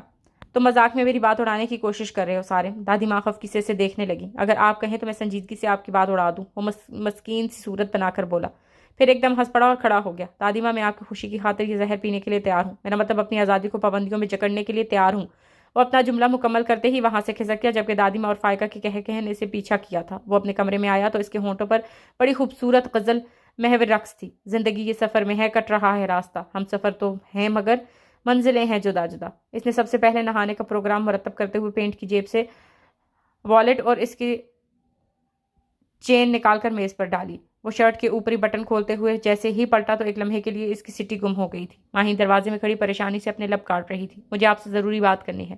ریلی؟ وہ حیرت سے گویا ہوا اور پھر مسکرا کر اس کے مقابل جا کھڑا ہوا۔ جی کہیے۔ دراصل وہ کچھ بھی کہنے سے جھجک رہی تھی۔ خیریت ہے نا؟ سارم اس بار تھوڑا سنجیدہ ہوا تھا۔ پھر بنا کسی انجام کے پرواہ کیے ماہین اپنی پچھلی زندگی کا ایک ایک پل کھولتی چلی گئی اور جب دل کا حال بیان کر دیا تو وہ دونوں ہاتھوں سے چہرہ ڈھانپ کر بلک رہی تھی۔ اگر تم عورتوں کو ناقص العقل کہا گیا ہے تو بالکل ٹھیک ہی کہا گیا ہے۔ وہ اس کی سمت رخ موڑ کے اسے گھور رہا تھا، جبکہ احساس سے شرمندگی سے وہ نظریں جھکا گئی۔ سارم کا دل چاہ رہا تھا کہ کوئی وزنی سی چیز اٹھا کر اس کی عقل سے خالی کھوپڑی پر دے مارے۔ وہ غصے سے کھولتا اسے گھورتا رہا اور پھر میز سے موبائل، والیٹ اور چین اٹھاتا تیزی سے باہر نکل گیا تو ماہین کی آنکھیں اور تواتر سے بہنے لگیں۔ کون ہوں میں؟ دھوپ میں لپٹا ایک خواب یا رات کے ڈھیر پر خود کو کھوجتی ایک بے حس مخلوق؟ سردی کی صبح میں جلتا ہوا الاؤ یا شام کی نرمی میں دم توڑتی چولہے کی آخری لو؟ کون ہوں میں؟ ایک بھائی سے بچڑی بدنصیب بہن، ایک سوال جو گونجتا ہے میری ذات میں، مجھے جھنجھوڑتا ہے، بے بس کر دیتا ہے اور میں خود سے پوچھ نہیں پاتی کہ کون ہوں میں۔ ماہین رات کے سناٹے میں اپنے کمرے کی کھڑکی میں کھڑی یک ٹک چاند کو گہری سنجیدگی سے کھوئے ہوئے انداز میں دیکھتے ہوئے من ہی من میں خود کو سوال پوچھ رہی تھی۔ رات کے سناٹے میں بارش کی تیز ہوتی بوندیں ایک ارتعاش سا پیدا کر رہی تھیں، لہو کو منجمد کرنے والی اپنی ازلی سرکشی سمیت چابک کی مانند ضربے لگا رہی تھی، لیکن وہ اس خوفناک ماحول کا حصہ ہوتے ہوئے بھی وہاں نہیں تھی، اور جہاں وہ تھی وہاں وہ جانا نہیں چاہتی تھی، لیکن وہ پھر بھی وہیں تھی۔ وہ لمحات اسے اپنے شکنجے میں لیے ہوئے تھے، جن کی گرفت سے نکلنے کے اس نے ہر ممکن سعی کی تھی۔ ہمیشہ کی طرح وہ خود سے ہم کلام تھی۔ نہ جانے کیوں اس کے دل میں احساس ندامت میں موجود تھا۔ وہ شاید سارم سے اپنی زندگی کا بھیانک سچ شیئر کر کے اس کی نظروں میں گر گئی تھی، لیکن وہ اس سے کچھ چھپانا نہیں چاہتی تھی۔ وہ چاہتی تھی کہ سارم ساری سچائی جاننے کے بعد بہت سوچ سمجھ کر فیصلہ کرے، اور ایسا ہی ہوا تھا۔ انسان فیصلہ ایک لمحے میں کرتا ہے اور پھر اس فیصلے کا نتیجہ ساری عمر ساتھ ساتھ رہتا ہے، روشنی کی طرح، کبھی آسیب کی طرح۔ اپنے کام اللہ کے سپرد کر دینے والے مطمئن رہتے ہیں۔ وہ جو ہو سو ہو، سب ٹھیک۔ اس کا فیصلہ ہوتا ہے، وہ جو ہوا اچھا ہوا تھا، وہ جو ہو رہا ہے اچھا ہے، اور جو ہوگا اچھا ہی ہوگا۔ ماہین نے بھی اپنے ہر کام اللہ کے سپرد کر دیا تھا۔ رفاقت سرشت آدم ہے۔ انسان کو ہر مقام پر رفیق کی ضرورت ہے۔ جنت بھی انسان کو تسکین نہیں دے سکتی اگر اس میں کوئی ساتھی نہ ہو، کوئی اور انسان نہ ہو، کوئی ہمراز نہ ہو، کوئی سننے والا نہ ہو، کوئی سنانے والا نہ ہو۔ آسمانوں پر بھی انسان کو انسان کی تمنا رہی، اور زمین پر بھی انسان کو انسان کی طلب سے مفر ممکن نہیں۔ ماہین بھی انسان تھی، اور کب تک اکیلی رہتی؟ اذیت کی لہریں اس کے وجود میں سرایت کر گئی تھی۔ محرم نے مجھے کنچھری سے ذبح کیا ہے۔ بارش کی تیزی میں مزید شدت آ گئی تھی۔ اس نے دھیرے سے نظریں اٹھا کر آسمان کو دیکھا۔ کچھ دیر پہلے آسمان کتنا وسیع تھا۔ بادلوں سے مکمل طور پر ڈھکا ہونے کے باوجود وہ اس کی وسعت کا اندازہ نہیں کر پا رہی تھی، مگر اب سورج کے غروب ہوتے ہی اسے وسیع اور عریض آسمان دکھائی نہیں دے رہا تھا۔ اس نے ایک بار پھر نظریں اٹھا کر آسمان دیکھنا چاہا، لیکن سوائے تاریکی کے سے کچھ دکھائی نہیں دے رہا تھا۔ اندھیرا وسعت کو ختم کر دیتا ہے، بالکل ایسے ہی جیسے میرے اندر اترتی تاریکی نے میرے وجود کو ختم کر دیا ہے۔ بارش کے قطرے تیز ہوا سے اڑ اڑ کر اس کے چہرے کے ہوتے ہوئے اسے کپڑوں پہ جذب ہو رہے تھے۔ انہی قطروں میں سے قطرے بھی شامل تھے جو اس کی آنکھوں سے نکل رہے تھے۔ اگر میرا وجود اس دنیا میں نہ ہوتا تو یہ دنیا ختم تو نہ ہو جاتی۔ مجھے جینا نہیں چاہیے تھا، لیکن پھر بھی میں جی رہی ہوں، بالکل ایسے جیسے میں مر گئی ہوں۔ اسے یاد تھا کہ اس نے آج سے پہلے بھی یہ بات کئی بار سوچی تھی۔ گرم قطروں میں اضافہ ہو گیا تھا، اور نہ جانے کتنی دیر تک وہ دسمبر کی شدید سردی اور تیز بارش سے بے نیاز اپنی لایانی سوچوں میں گم خود فراموشی کسی کیفیت میں کھڑی رہی تھی۔ نہ جانے کس احساس کے تحت وہ ایک دم خود فراموشی کے اثار سے باہر نکل آئی تھی۔ حقیقت کی دنیا میں آتے ہی وہ متعیر سی رہ گئی تھی۔ جانو جانب پھیلتے اندھیرے نے اسے وقت کی تیزی سے گزرنے کا احساس دلایا تھا۔ پتہ نہیں کتنے گھنٹے وہ بھوک اور پیاس اور دوسری ضروریات سے بے نیاز اپنی سوچوں میں غرق رہی تھی۔ کمرے سے نکل کر وہ لاؤنج میں آئی اور کارڈ لیس اٹھا کر کانپنے ہاتھوں سے نمبر ڈائل کرنے لگی۔ دوسری طرف بیل جا رہی تھی اور اس کی سانسیں اکھڑنے لگی تھیں۔ شاید کسی نے ہیلو کہا تھا اور اس کی آنکھیں شدت جذبات سے بند ہو گئی تھیں۔ اس نے جلدی سے منہ پر ہاتھ رکھ کر اپنی آواز کو نکلنے سے روکا اور زاروں قطار بہتی آنکھوں سمیت وہ کارڈلیس صوفے پر پھینکتی واپس اپنے کمرے میں گھس گئی۔ سارم ابھی بھی لاؤنج میں داخل ہوا تھا۔ وہ صبح سے نکلا، اب گھر لوٹا تھا اور گھر لوٹتے ہی اس نے ماہین کی یہ کارستانی دیکھی۔ اس کے کمرے میں جاتے ہی اس نے تفتیش بھرے انداز میں کارڈلیس اٹھایا اور ری ڈائل کر دیا۔ ماہین زکام اور بخار میں پھنک رہی تھی۔ دادی ماں صبح تقریباً 10 بجے ہی پڑوسیوں کے ہاں قرآن خوانی میں چلی گئی تھی اور ہم آفس جا چکا تھا۔ فائقہ ماہین کی طبیعت خراب ہونے کی وجہ سے گھر پر ٹھہری تھی، جبکہ فاطمہ اپنے چاچو کی گود میں بیٹھی اس کی نہ سمجھ آنے والی باتوں کو بڑے غور سے سننے اور سمجھنے کی کوشش کر رہی تھی۔ جہاں اس کا دل چاہتا ہنس دیتی، جہاں دل چاہتا رو دیتی۔ ماہین بیڈ پر بیٹھی ٹیشو سے اپنا سرخ ناک مزید رگڑ کر سرخ کر رہی تھی۔ آنکھوں سے پانی مسلسل بہہ رہا تھا۔ فائقہ وارڈروب میں سے اس کے لیے کپڑے نکال کر بیڈ پر رکھتے ہوئے بولی، چلو ماہین تم جلدی سے چینج کر لو، میں سارم کو کہتی ہوں وہ تمہیں ڈاکٹر کے پاس لے جائے۔ نہیں فائقہ بھابھی، میں ٹھیک ہوں۔ پچھلے 1 گھنٹے سے وہ اسی طرح ٹھیک ہے کہہ کر ڈاکٹر کے پاس جانے سے انکار کر رہی تھی۔ ہاں دیکھ رہی ہوں میں تم کتنی ٹھیک ہو، فائقہ بڑی بہنوں کی طرح ڈانٹتے ہوئے انداز میں بولی تھی۔ پھر سے وارڈروب کی طرف بڑھی اور جائزہ لیتے ہوئے بولی، تم اپنے لیے شاپنگ کیوں نہیں کرتی ہو؟ گنتی کے 4-5 سوٹ ہے بس، اگر تم 4-5 جوڑے لے لوگی تو کیا تمہیں ملیحولیا ہو جائے گا؟ ایک کیا 10 جوڑے خرید لیتی مگر۔ وہ ایک مزمل سے سانس کھینچ کر اپنے بکھرے بالوں کو لپیٹ میں دوسرا ٹیشو نکالنے لگی۔ مگر کیا؟ میرا دل۔ اس سے پہلے کہ وہ اپنا جملہ مکمل کرتی فائقہ نے بات کاٹ دی۔ تمہارا دل کا علاج تو خیر سارم کر لے گا اور ایسا کرے گا کہ تم… فائقہ کوئی شرارتی جملہ کہتے کہتے رک گئی، پھر ایک دم ہنس پڑی۔ آپ کو مذاق سوچ رہا ہے؟ وہ ناراض بچے کی طرح گھورنے لگی۔ بھائی میں کچھ نہیں جانتی، تم کل ہی میرے ساتھ مارکیٹ چلو، سمجھی؟ چلیں، آپ کی خوشی کے لیے میں ارحم بھائی کی جیب ہلکی کر ہی ڈالتی ہوں۔ کبھی تو اسے شاپنگ کرا دو، کبھی 2 روپے کا تک کی چیز لا کر نہیں دی اور ہو بزنس ٹائکون کے بیٹے۔ فائقہ نے سارم پر چوٹ کی۔ کبھی کیوں؟ یہ حکم کرے تو روز ہی شاپنگ کرا دوں، بلکہ ایک شاپنگ سینٹر ان کے نام لکھوا دوں۔ اللہ رے! فائقہ نے بے ساختہ کھلکھلا کر ہنس پڑے، پھر خاصے تمسخرانہ انداز میں سر کو جنبش دے کر ماہین کی طرف دیکھا۔ سنا تم نے یہ موصوف کیا کہہ رہے ہیں؟ لوہا گرم ہے، چوٹ لگا دو، ایسے موقع بار بار نہیں آتے۔ ماشاءاللہ پورے 4 سال کا تجربہ بول رہا ہے۔ سارم نے پھر جواباً چوٹ کی تو وہ کھسیاگنی سی ہو گئیں۔ وہ کہاں تم سے کم ہے، 4 سال میں 4 بار ہی مشکل سے شاپنگ پر لے کر گئے ہوں گے۔ 4 بار؟ تعجب ہے، میرا خیال ہے ارحم بھائی اتنے احمق تو نہیں ہو سکتے، انہیں تو ایک ہی بار لے کر جانے کی ضرورت کے بعد توبہ کر لینی چاہیے تھی۔ خاصے مضبوط اعصاب کے بندے ہیں ہمارے ارحم بھیا۔ اس نے مصنوعی حیرت کا اظہار کیا، پھر فائقہ کے چہرے پر نظر ڈال کر ہنس پڑا، پھر ایک دم خیال آنے پر ماہین کی طرف دیکھا جو ان دونوں کی اس گفتگو سے خود کو بے نیاز ظاہر کیے وارڈروب میں گھسی ہوئی تھی۔ سارم نے وارڈروب کا نیم تار دروازہ اپنی طرف پورا کھول دیا۔ ماہین میرے ساتھ چلو۔ ارے کیا مطلب ہے؟ فائقہ پوری طرح چوکنی ہو گئی تھی۔ کس بات کا مطلب؟ اس نے گردن موڑ کر فائقہ کو دیکھا۔ اس کو ساتھ لے جانے کا؟ کیا آپ اس کی باڈی گارڈ لگی ہوئی ہیں؟ آپ کو بتائے بنا میں اسے کہیں نہیں لے جا سکتا، تمہارا کوئی بھروسہ بھی تو نہیں؟ کیا کر ڈالو؟ فائقہ اسے چڑھانے کر بولی تھی۔ کاش کچھ ایسا کر سکتا۔ اس نے ایک ٹھنڈی سانس کھینچتے ہوئے بے ساختہ ماہین کی طرف دیکھا جو اسی کی طرف دیکھ رہی تھی۔ نظریں ملنے پر سٹ پٹا کر ہینگر کیے سوٹ کے سلوٹ ٹھیک کرنے لگی اور ساتھ ہی ایک زوردار چھینک مارتے ہی ناک پر ہاتھ رکھ دیا۔ مثلاً کیا نہیں کر سکتے؟ فائقہ مسکراہٹ دبا کر بڑی سنجیدگی سے بولی اور جواباً سارم کا دل چاہا کہ اس کا سر پیٹ لے۔ نہیں تو کم از کم اپنا ضرور پیٹ لے۔ مثلاً یہ کہ اسے کسی اونچے پہاڑ پر لے جا کر دھکا نہیں دے سکتا، اس کا چرغا بنا کر کھا نہیں سکتا، اس کو پانی میں ڈبو نہیں سکتا، اس کا جوس بنا کر پی نہیں سکتا۔ وہ کچھ اس انداز میں چڑھ کر بولا کہ فائقہ اپنا بے ساختہ قہقہہ نہ روک سکی۔ دیکھا فائقہ بھابھی کتنی نیک خواہشات ہیں ان کی۔ ماہین جھلس ہی تو گئی تھی۔ اس سے بھی زیادہ نیک خواہشات اور خیالات ہیں، یہ کسی اور دن بتاؤں گا۔ فی الحال تو میرے ساتھ چلنے کی تیاری کرو، بلکہ ٹھیک ٹھاک ہی لگ رہی ہو، اسی طرح چلو۔ اس نے اسے اس کی کلائی سے پکڑ کر اپنے ہمراہ کر لیا۔ مگر مجھے کہیں نہیں جانا، وہ جھنجھلا گئی۔ میں تمہیں اغوا کر کے نہیں لے جا رہا، ایک بہت ضروری کام ہے۔ اب کیس نے خاصی سنجیدگی سے کہا، کوئی ضروری کام نہیں ہے، یوں کہو کہ بہانے سے لے کر جا رہے ہو۔ فائقہ اب بھی اسے مشکوک نظروں سے دیکھ رہی تھی۔ بہت دیر بعد کوئی بات آپ کی سمجھ میں آئی ہے، چلیں دیر آئی درست آئی۔ اس نے بھویں اچکا کر ہلکی سی مسکراہٹ اچھالی اور ماہین کا ہاتھ پکڑ کر دروازے سے نکل گیا۔ سارم تم… فائقہ پیچھے لپکی مگر وہ جاتے جاتے دروازہ بند کر گیا۔ وہ بند دروازے کو گھورتی رہ گئی اور پھر زور سے ہنس پڑی۔ ماہین گاڑی میں بیٹھ کر مضطرب انداز میں سے گھورتے ہوئے بولی، آخر مقصد کیا ہے آپ کا؟ اس طرح کہاں لے جا رہے ہیں؟ افق کے اس پار ندیا کنارے خوشیوں کے دیس میں ادھر اطمینان سے جواب آیا تو ماہین جھنجھلا کر نظریں باہر کی طرف دوڑانے لگی. پھر سارم اس کی طرف ذرا سا جھکا. میرے لفظوں کی پہچان گر وہ کر لیں، انہیں مجھ سے نہیں خود سے محبت ہو جائے. مدھم سی زرگوشیش کے نازک دل کی تاروں پر جا لگی.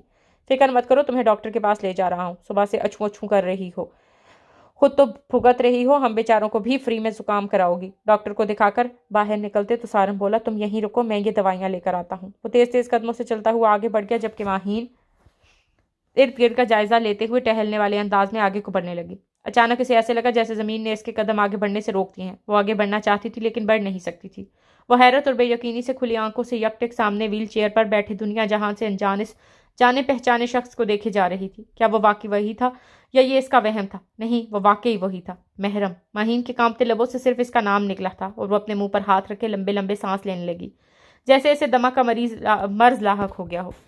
اسے سب کچھ چکراتا ہوا محسوس ہو رہا تھا. اس نے جلدی سے پاس پڑی کرسی کا سہارا لیا اور خود کو گرنے سے بچانے کے لیے کرسی پر ڈھہ سی گئی، مگر اس کی نظریں ابھی بھی اس پر تھیں. 2 بڑی عمر کی نرسیں محرم کی ویل چیئر کو پکڑے وہاں سے گزر رہی تو ماہین کے کانوں میں اس کے الفاظ کھلتے محسوس ہوئے تھے. پتہ نہیں کیا ہوا اس بیچارے کے ساتھ. پھر جوانی میں فالج کا اٹیک ہو گیا، اور تو اور ڈاکٹر صاحب کہہ رہے تھے شراب بہت زیادہ پینے کی وجہ سے کینسر کا مرض لاحق ہو چکا ہے. دنیا کہاں سے کہاں جا رہی ہے. ہاں بہن، ٹھیک کہتی ہو، لوگوں نے خود کو بری عادتوں میں ڈال کر اپنی زندگی خود ہی برباد کر رکھی ہے. نہ جانے یہ کتنے دن کا مہمان ہے. وہ بہت ہی پاس سے محرم کو لے کر گزری تھی. ماہین نے اپنا منہ چھپانا چاہا لیکن ایک زندہ لاش سے وہ کیسے منہ چھپاتی؟ وہ جو اللہ کے سامنے منہ چھپانے لائق نہ رہا تھا. اللہ سے کون بچ سکتا ہے؟ محرم کی حالت ایسی تھی کہ ماہین کا دل بھر آیا. دونوں بازو ڈھلکے ہوئے، گردن ایک طرف کو ڈھلکی ہوئی، منہ سے تھوک نما پانی یا پھر تھوک ہی نکل رہا تھا. نگاہیں کھلی تھی تو وہ سب کچھ دیکھتے ہوئے بھی کچھ نہیں دیکھ پا رہا تھا. ایڈز تو اسے بہت پہلے ہو چکا تھا، لیکن بہت زیادہ تعداد میں استعمال ہونے والی سگریٹ اور شراب نوشی نے اسے موت کے بہت قریب کر دیا تھا. اللہ تعالیٰ کی لاٹھی بے آواز ہے اور وہ برا کرنے والوں کو اس کی زندگی میں ہی دکھا دیتا ہے کہ دیکھو، کسی کے ساتھ برا کرو گے تو خود اس سے زیادہ برے انجام کے حقدار ہوگے. یا اللہ، میرے ساتھ جو ہوا سو ہوا، میرے پیارے مولا اسے بخش دے. ماہین نے اپنی بربادی بلا کر بھی اس کا انجام دیکھ کر بہتی آنکھوں سے اس کے بے مروت کے لیے رحم کی فریاد کی. اس کی آنکھیں بند ہو گئی اور بس ایک ہی لفظ دہرائے جا رہی تھی، الہی اسے بخش دے. تمام تعریفیں اسی اللہ کے لیے ہیں جس نے بڑے سے بڑے ظالم اور جابر لوگوں کی گردنیں موڑ کے تروڑ دی اور اونچے اونچے تختوں پر اکڑ کر چلنے والوں کی کمریں موت سے توڑ دی. میرے دوستو، دنیا کی زندگی چاہے کتنی ہی زیادہ ہو جائے بہرحال ختم ہو جانے والی ہے. آخرت کی زندگی کبھی بھی ختم ہونے والی نہیں. تم لوگوں پر اللہ تعالیٰ رحم کرے. اپنی غفلت سے ہوشیار ہو جاؤ، اپنی نیند سے بیدار ہو جاؤ اس سے پہلے کہ یہ شور ہو جائے. فلاں شخص بیمار ہو گیا ہے، مایوسی کی حالت بڑھ گئی ہے، کوئی اچھا ڈاکٹر بتاؤ. پھر تمہارے لیے ڈاکٹر بار بار بلائے جائیں گے اور زندگی کی کوئی بھی امید نہ دلائے اس وقت تمہیں آخر کے احوال محسوس ہونے لگیں گے. گناہوں کی سزا حشر کے روز مقرر نہیں، زندگی خود گناہوں کی سزا دیتی ہے. اگلی صبح وہ ناشتہ کرنے کے بعد فاطمہ کے ساتھ کھیلنے کی غرض سے فائقہ کے کمرے میں بڑی تو لاؤنج میں دادی جان کے قدموں میں بیٹھی پرانے کپڑوں کی ایک گٹھری میں باندھتی ہوئی ماسی پر اس کی نظر ٹک گئی تھی. دادی ماں کچھ اور چیزیں لینے کی غرض سے اپنے کمرے میں گئیں تو وہ فوراً کپڑوں کو باندھتی ماسی کے قریب آئی تھی. ماسی، ماسی، اس کی آواز پر چونک کر اوپر دیکھا اور اسے پہچاننے ہی ایک جھٹکے سے کھڑی ہو گئی. ماہین بی بی، تم یہاں؟ اس کی حیرت کی انتہا نہ رہی تھی. ہاں، لیکن تم یہاں اسلام آباد میں کیسے؟ وہ بھی حیران تھی. ماہین بی بی، یہ بیگم صاحبہ پہلے لاہور میں رہتی تھی اور میں ان کے ہاں کام کرتی تھی. برسوں سے پھر جب سے بیٹے کی شادی ہوئی اور اللہ نے ایک پوتے سے نوازا تو بس اپنے گاؤں اور گھر کی ہو کر رہ گئی. اللہ کے کرم سے میرے بیٹے کی شہر میں بہت اچھی جاب لگی ہے اور پھر میں نے کام کرنا چھوڑ دیا. اب جب سے بیگم صاحبہ یہاں شفٹ ہوئی ہیں تب کبھی کبھار ان سے ملنے چلی آتی ہوں اور مجھے غریب کی مدد کر دیتی ہیں. اور ٹھنڈی سانس کھینچ کر بولی اور سرگوشیانہ انداز میں اس کا ہاتھ پکڑ کر بولی، لیکن تمہیں کیسے پتا چلا کہ تمہاری بیٹی میں نے ارحم صاحب کے حوالے کی تھی؟ ارحم صاحب بہت نیک دل اور رحم دل انسان ہیں، شاید وہی تمہیں یہاں لائے ہوں گے. تبھی میں سوچ رہی تھی کہ تم اچانک اپنا فلیٹ چھوڑ کر کہاں چلی گئی تھی. میں پچھلے دنوں گئی تھی تمہارے فلیٹ تم سے ملنے، لیکن وہاں تالا لگا تھا. ماسی اپنی طرف سے قیاس آرائیاں کرتی چلی جا رہی تھی جبکہ ماہین کے پیروں تلے سے زمین کھسک چکی تھی اور وہ حیرت سے منہ کھولے اس کو تکے جا رہی تھی. یعنی فاطمہ میری مومنہ ہے؟ حیرت اور خوشی سے اس نے ٹوٹے پھوٹے لفظوں میں ماسی کو دیکھتے ہوئے کہا. ہیں؟ کیا مطلب؟ تو کیا تمہیں نہیں جانتی کہ فاطمہ تمہاری بیٹی ہے؟ اب کی بار ماسی کی آنکھیں بھی حیرت سے پھٹی رہ دیں. نہیں ماسی، کیا تم سچ کہہ رہی ہو؟ ماہین کی آنکھوں میں پانی اور آواز میں لغزش تھی. ہاں ماسی، سچ کہہ رہی ہیں، فاطمہ تمہاری ہی بیٹی ہے. عقب سے ارحم کی آواز ابھری تھی. ماہین نے پلٹ کر بہتی آنکھوں سے ارحم کو دیکھا جو فائقہ کے برابر کھڑا اسے ہی کچھ دیکھ رہا تھا. فائقہ فاطمہ کو باہوں میں لیے نم آنکھوں سے ماہین کو دیکھ رہی تھی۔ جب میں تم سے پہلی بار ملا تھا تو تمہاری ساری گزشتہ زندگی کی داستان اور تمہارا نام سن کر مجھے اندازہ ہو گیا تھا کہ تم ہی وہی انسان ہو جس نے میری اور فائقہ کی جھولی خوشیوں سے بھر دی۔ میں تمہارا نام کیسے بھول سکتا تھا؟ مجھے معاف کر دو، میں نے تمہیں اتنے دن اندھیرے میں رکھا۔ وہ کچھ بولنا چاہتا تھا لیکن بول نہیں پا رہا تھا۔ وہ بہت شرمندہ تھا۔ ماہین تیزی سے آگے بڑھی اور فاطمہ کو فائقہ سے لے کر اپنے سینے سے لگایا، خوب پیار کیا اور پھر واپس فائقہ کے حوالے کرتے ہوئے نم آنکھوں سے مسکرا کر بولی، نہیں ارحم بھائی، یہ میری نہیں آپ ہی کی بیٹی ہے۔ مجھے تو سمجھ نہیں آ رہا کہ میں نے آپ کے احسانوں کا بدلہ کیسے چکاؤں گی۔ پہلے آپ نے فاطمہ کا سہارا بن کر مجھے تسکین دی اور پھر میری زندگی جہنم سے بچا کر مجھ پر اتنا احسان کیا۔ میں آپ کے احسانوں تلے دب گئی ہوں۔ نہیں سمجھ نہیں آ رہا کس منہ سے آپ کا شکریہ ادا کروں۔ ارحم اس کے رونے پر اس کے قریب چلا آیا اور بڑے بھائیوں کی طرح اس کے آنسو پونچھتے ہوئے شفقت سے بولا، نہیں میں نے کوئی احسان نہیں کیا، میں نے وہی کیا جو مجھے کرنا چاہیے تھا۔ اگر تم فاطمہ کی ماں نہ بھی ہوتی تب بھی میں نے تمہیں اپنے بہن بنا کر اپنے گھر لانا تھا۔ احسان تو تمہارا ہم پر ہے کہ تم نے ہمیں اتنی بڑی خوشی دی۔ ارحم کی آنکھوں سے بھی آنسو بہہ گئے تھے۔ ہاں بیٹی، میں نہ کہتی تھی کہ ضرور تم نے کوئی نیکی کی ہے جس کے بدلے اللہ نے تم پر اتنا رحم کیا ہے اور اس کی دوزخ سے بحفاظت باہر نکال دیا۔ تم نے میرے بیٹے کو جو خوشی دی اس کے لیے میں بھی تمہاری ممنون ہوں۔ دادی ماں اپنے آنسو پونچھ کر ماہین کے قریب چلی آئی تو ماہین ان کے گلے لگ کر رونے لگی۔ ہر وجہ کا ایک نتیجہ ہے اور نتیجے کا کوئی نہ کوئی وجہ ہوتی ہے۔ اللہ کریم کی رحمت کو اگر غور سے دیکھے تو زندگی کے قدم قدم پر چھائی ہوئی ہے۔ رحمت ایک عام زندگی میں ایسا انقلاب برپا کر دیتی ہے کہ وہی عام انسان خاک کے ایک ذرے سے ماہتاب و آفتاب بنا دیا جاتا ہے۔ رحمت حق اس شخص کی تلاش میں رہتی ہے جس کے آنکھ پر نم رہتی ہے۔ آنسوؤں کے قریب رہنے والے رحمت حق کے قریب ہیں۔ رحمت کرنے والے دراصل رحمت حاصل کرنے والے ہیں۔ انسان کے قریب رہنے والے اللہ کے قریب ہیں۔ آپ صلی اللہ علیہ وسلم نے کسی سے بھی کبھی انتقام نہیں لیا۔ غلاموں کو ایک دن میں 70 مرتبہ معاف کرنے کا حکم فرمایا۔ جس کو رحمت کا حق مل گیا اسے رحمت رسول صلی اللہ علیہ وآلہ وسلم کے دامن میں پناہ مل گئی۔ جسے حضور صلی اللہ علیہ وسلم کے دامن میں پناہ مل گئی اس کا کام آسان ہو گیا۔ 24 دسمبر کا دن ماہین کی زندگی میں ایک موڑ لے آیا تھا۔ اسے اپنی کھوئی ہوئی تمام خوشیاں مل گئی تھیں۔ ایک اچھا اور سچا جیون ساتھی تو ہر لڑکی کا اولین خواب ہے۔ آج اس کا یہ خواب پورا ہونے جا رہا تھا۔ آج وہ پورا دن سے سارم کے لیے سج سور رہی تھی۔ سارم کے پسند کے سرخ رنگ کا لہنگا، اس کی پسند کی جیولری پہنے آج وہ قیامت ڈھا رہی تھی۔ خود کو آئینے میں دیکھتے ہی اس کی نظریں جھک گئی تھیں۔ فائقہ فائنل ٹچ اپ دیکھتے ہوئے اس کا دوپٹہ درست کرنے ہوئے آئینے میں دیکھ کر شرارت سے گویا ہوئی، ماشاءاللہ ایسا لگتا ہے جیسے آسمان سے کوئی حور زمین پر اتر آئی ہو۔ سارم تو آج یقیناً بے ہوش ہونے والا ہے۔ آج وہ بہت خوش تھی۔ فائقہ بار بار اس کی تعریفوں کے پھول باندھتی چلی جا رہی تھی۔ دیکھو ماہین، نکاح کے بعد سارم کو اپنی مٹھی میں رکھنا، نہیں تو۔ اس سے پہلے کہ وہ اپنی بات مکمل کرتی پیچھے سے سارم کی آواز اس کے کانوں میں ٹکرائی، ایک تو بھابھی بھی آپ کو پتہ نہیں کیوں مجھ سے خدا واسطے کا بیر ہے، کیوں میری بیوی، میرا مطلب ہے ہونے والی بیوی کے کان میرے خلاف بھر رہی ہیں۔ فائقہ نے گردن کو خم کر کے سارم کی طرف دیکھتے ہوئے آنکھیں موندی، تمہاری ہمت کیسی ہوئی اندر آنے کی؟ چلو باہر نکلو، حد ہو گئی، کوئی شرم حیا نہیں؟ چلو چلو شاباش۔ فائقہ اسے باہر دھکیلتے ہوئے بولتے جا رہی تھی، ارے بھائی رکیے تو، میری بات سنیے، آپ ذرا باہر جائیں، مجھے وہیں سے کچھ ضروری بات کرنی ہے۔ بھابھی پلیز سمجھنے کی کوشش کریں نا۔ اس بار وہ خاصا سنجیدہ ہوا تھا اور بھابھی چند لمحے اسے دیکھتی رہی، پھر دو ٹوک انداز میں بولی، اوکے صرف 5 منٹ، 6 منٹ میں دادی ماں سمیت اندر آ جاؤں گی۔ وہ دھمکی دیتے ہوئے باہر نکل گئی تو سارم ماہین کے نزدیک چلا آیا۔ وہ اس سے کچھ کہنا چاہتا تھا لیکن اس کے چہرے پر نظر پڑتے ہی وہ اس کی معصومیت اور خوبصورتی میں کہیں کھو گیا تھا۔ ماہین گھبراہٹ کے مارے اپنے ہاتھ دبائے چلی جا رہی تھی۔ جی کہیے، آپ کچھ کہنا چاہتے تھے؟ گھبراہٹ کے مارے وہ ٹوٹے پھوٹے لفظوں میں بولی۔ سارم ایک دم سے چونکا اور پھر اپنے ہی انداز میں گویا ہوا، اپنی آنکھیں بند کرو۔ جی؟ ارے بابا اپنی آنکھیں بند کرو۔ ماہین نے نہ سمجھنے والے انداز میں سے دیکھتی رہی، پھر دھیرے سے آنکھیں بند کر دی۔ چند ثانیے بعد سارم کے کہنے پر اس نے آنکھیں کھولی تو ایک دم سکتے میں رہ گئی۔ وہ بنا پلکیں جھپکائے ایک ٹک حیرانی سے سامنے دیکھتی جا رہی تھی، پھر یوں ہوا کہ آنکھوں کے آنسو بہہ نکلے، لیکن ابھی بھی اس کی آنکھوں میں بے پناہ حیرت اور بے یقینی تھی۔ اس کے لب تھر تھرا رہے تھے، جو وہ کہنا چاہتی تھی نہیں کہہ پا رہی تھی۔ سامنے کھڑے شخص کی آنکھوں میں بے چینی، بے یقینی، بے پناہ محبت اور درد کی شدت موجود تھی۔ اس کی آنکھیں نم تھیں۔ پھر ماہین اس شخص کے قدموں میں ڈہ سی گئی تھی اور ہاتھ جوڑ کر بری طرح بلک پڑی تھی، اتنی بری طرح کہ اس کی ہچکیاں بن گئیں۔ مجھے معاف کر دیں زبیر بھائی، وہ بمشکل بول پائی تھی۔ زبیر بھائی نے جلدی سے اپنے بازو سے پکڑ کر کھڑا کیا اور اپنے سینے سے لگا لیا۔ شدت درد، شدت جذبات سے اس کی آنکھیں بہہ نکلی۔ کہاں چلی گئی تھی تم؟ کوئی ایسا کرتا ہے بلا؟ کہاں کہاں نہیں ڈھونڈا تمہیں، کیسے ایک ایک پل مر مر کے گزارا ہے میں نے، کیا بتاؤں تمہیں؟ مجھے معاف کر دیں، میں آپ کو خود کو معافی کے قابل نہیں سمجھتی۔ میں نے آپ کو دھوکہ دینے کی سزا بھگتی ہے، مجھے میرے کیے کی بھیانک سزا ملی ہے زبیر بھائی، لیکن مجھ میں اتنی ہمت نہیں ہوگی کہ آپ کا سامنا کر سکوں۔ مجھے معاف کر دیں۔ وہ بچوں کی طرح اس کے سینے میں سر جھپائے رو رہی تھی اور اپنی غلطی کی معافی مانگ رہی تھی۔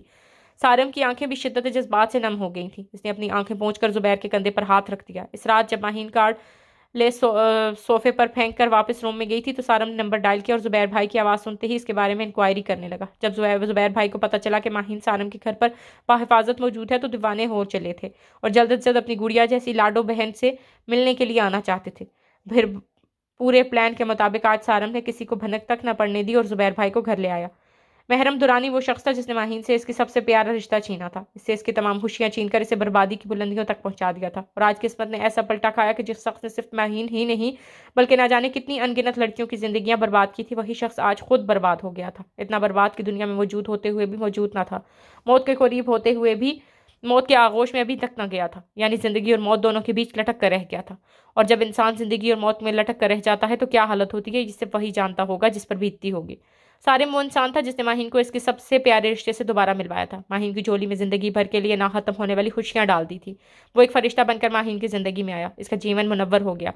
آج ماہین کے پاس سب کچھ تھا، اس کی بیٹی، اس کا بھائی، اس کا جیون ساتھی، اتنی پیاری اور پرخلوص فیملی اور بے پناہ خوشیاں۔ وہ امر ہو گئی تھی، خوشی کے آنسو تھے کہ تھمنے کا نام نہیں لے رہے تھے۔ اس کی تلاش میں پہلا قدم ہی آخری قدم ہے۔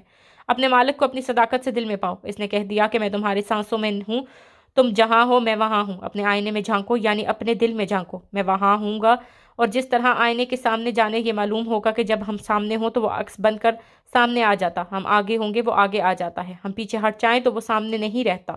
اب یہاں یہ غور طلب بات ہے کہ جب ہم اس کے قریب ہوتے ہیں اور اب قریب ہوتا ہے، ہم کیوں نہ اس کے قریب ہو جائیں۔ جب وہ کمرے میں داخل ہوا تو ماہین نے نظریں جھکا لی اور مسکرا دی۔ وہ پرشوق انداز میں اس کے سامنے جا بیٹھا تھا۔ تو آخر کار دادی ماں نے میری آزادیوں کو پابندیوں میں جکڑنے کے لیے جو جال بچھایا تھا آج وہ پورا کر ہی دکھایا۔ ماہین نے اسے گھورا تھا اور پھر نظریں ملاتے ہی اس کی دھڑکن بری طرح دھڑکنے لگی تھی۔ وہ فوراً نظریں جھکا گئی اور بیڈ سے اترتے ہوئے بولی، میں آپ کے لیے چائے بناتی ہوں۔ ارے باپ رے، آج بھی چائے پلاؤ گی کیا؟ سارم نے پہلے تو اسے ایسے دیکھا جیسے اس کا دماغی توازن کھو چکا ہے، پھر اسے کلائی سے پکڑ کر اپنے قریب بٹھاتے ہوئے بولا تھا، آج یہ بہانہ نہیں چلے گا، تم ہمیشہ چائے بنانے کے بہانے مجھ سے دور بھاگتی رہی ہو، پر آج نہیں۔ اس نے اس کے چہرے پر آئی لٹ کو ہاتھوں سے پیچھے کر کے اس کے کان میں سرگوشی کی تھی۔ ماہین کی رنگت میں گلابیاں چھانے لگی تھیں، ایسا لگ رہا تھا جیسے وہ پھولوں سے مہکتے باغ میں کہیں کھو سی گئی ہے۔ آج خوشیاں، اسے بھرپور زندگی نے اس کا بھرپور طریقے سے استقبال کیا تھا، وہ اپنی خوشیوں میں سارم کے ہمراہ کہیں کھو سی گئی تھی۔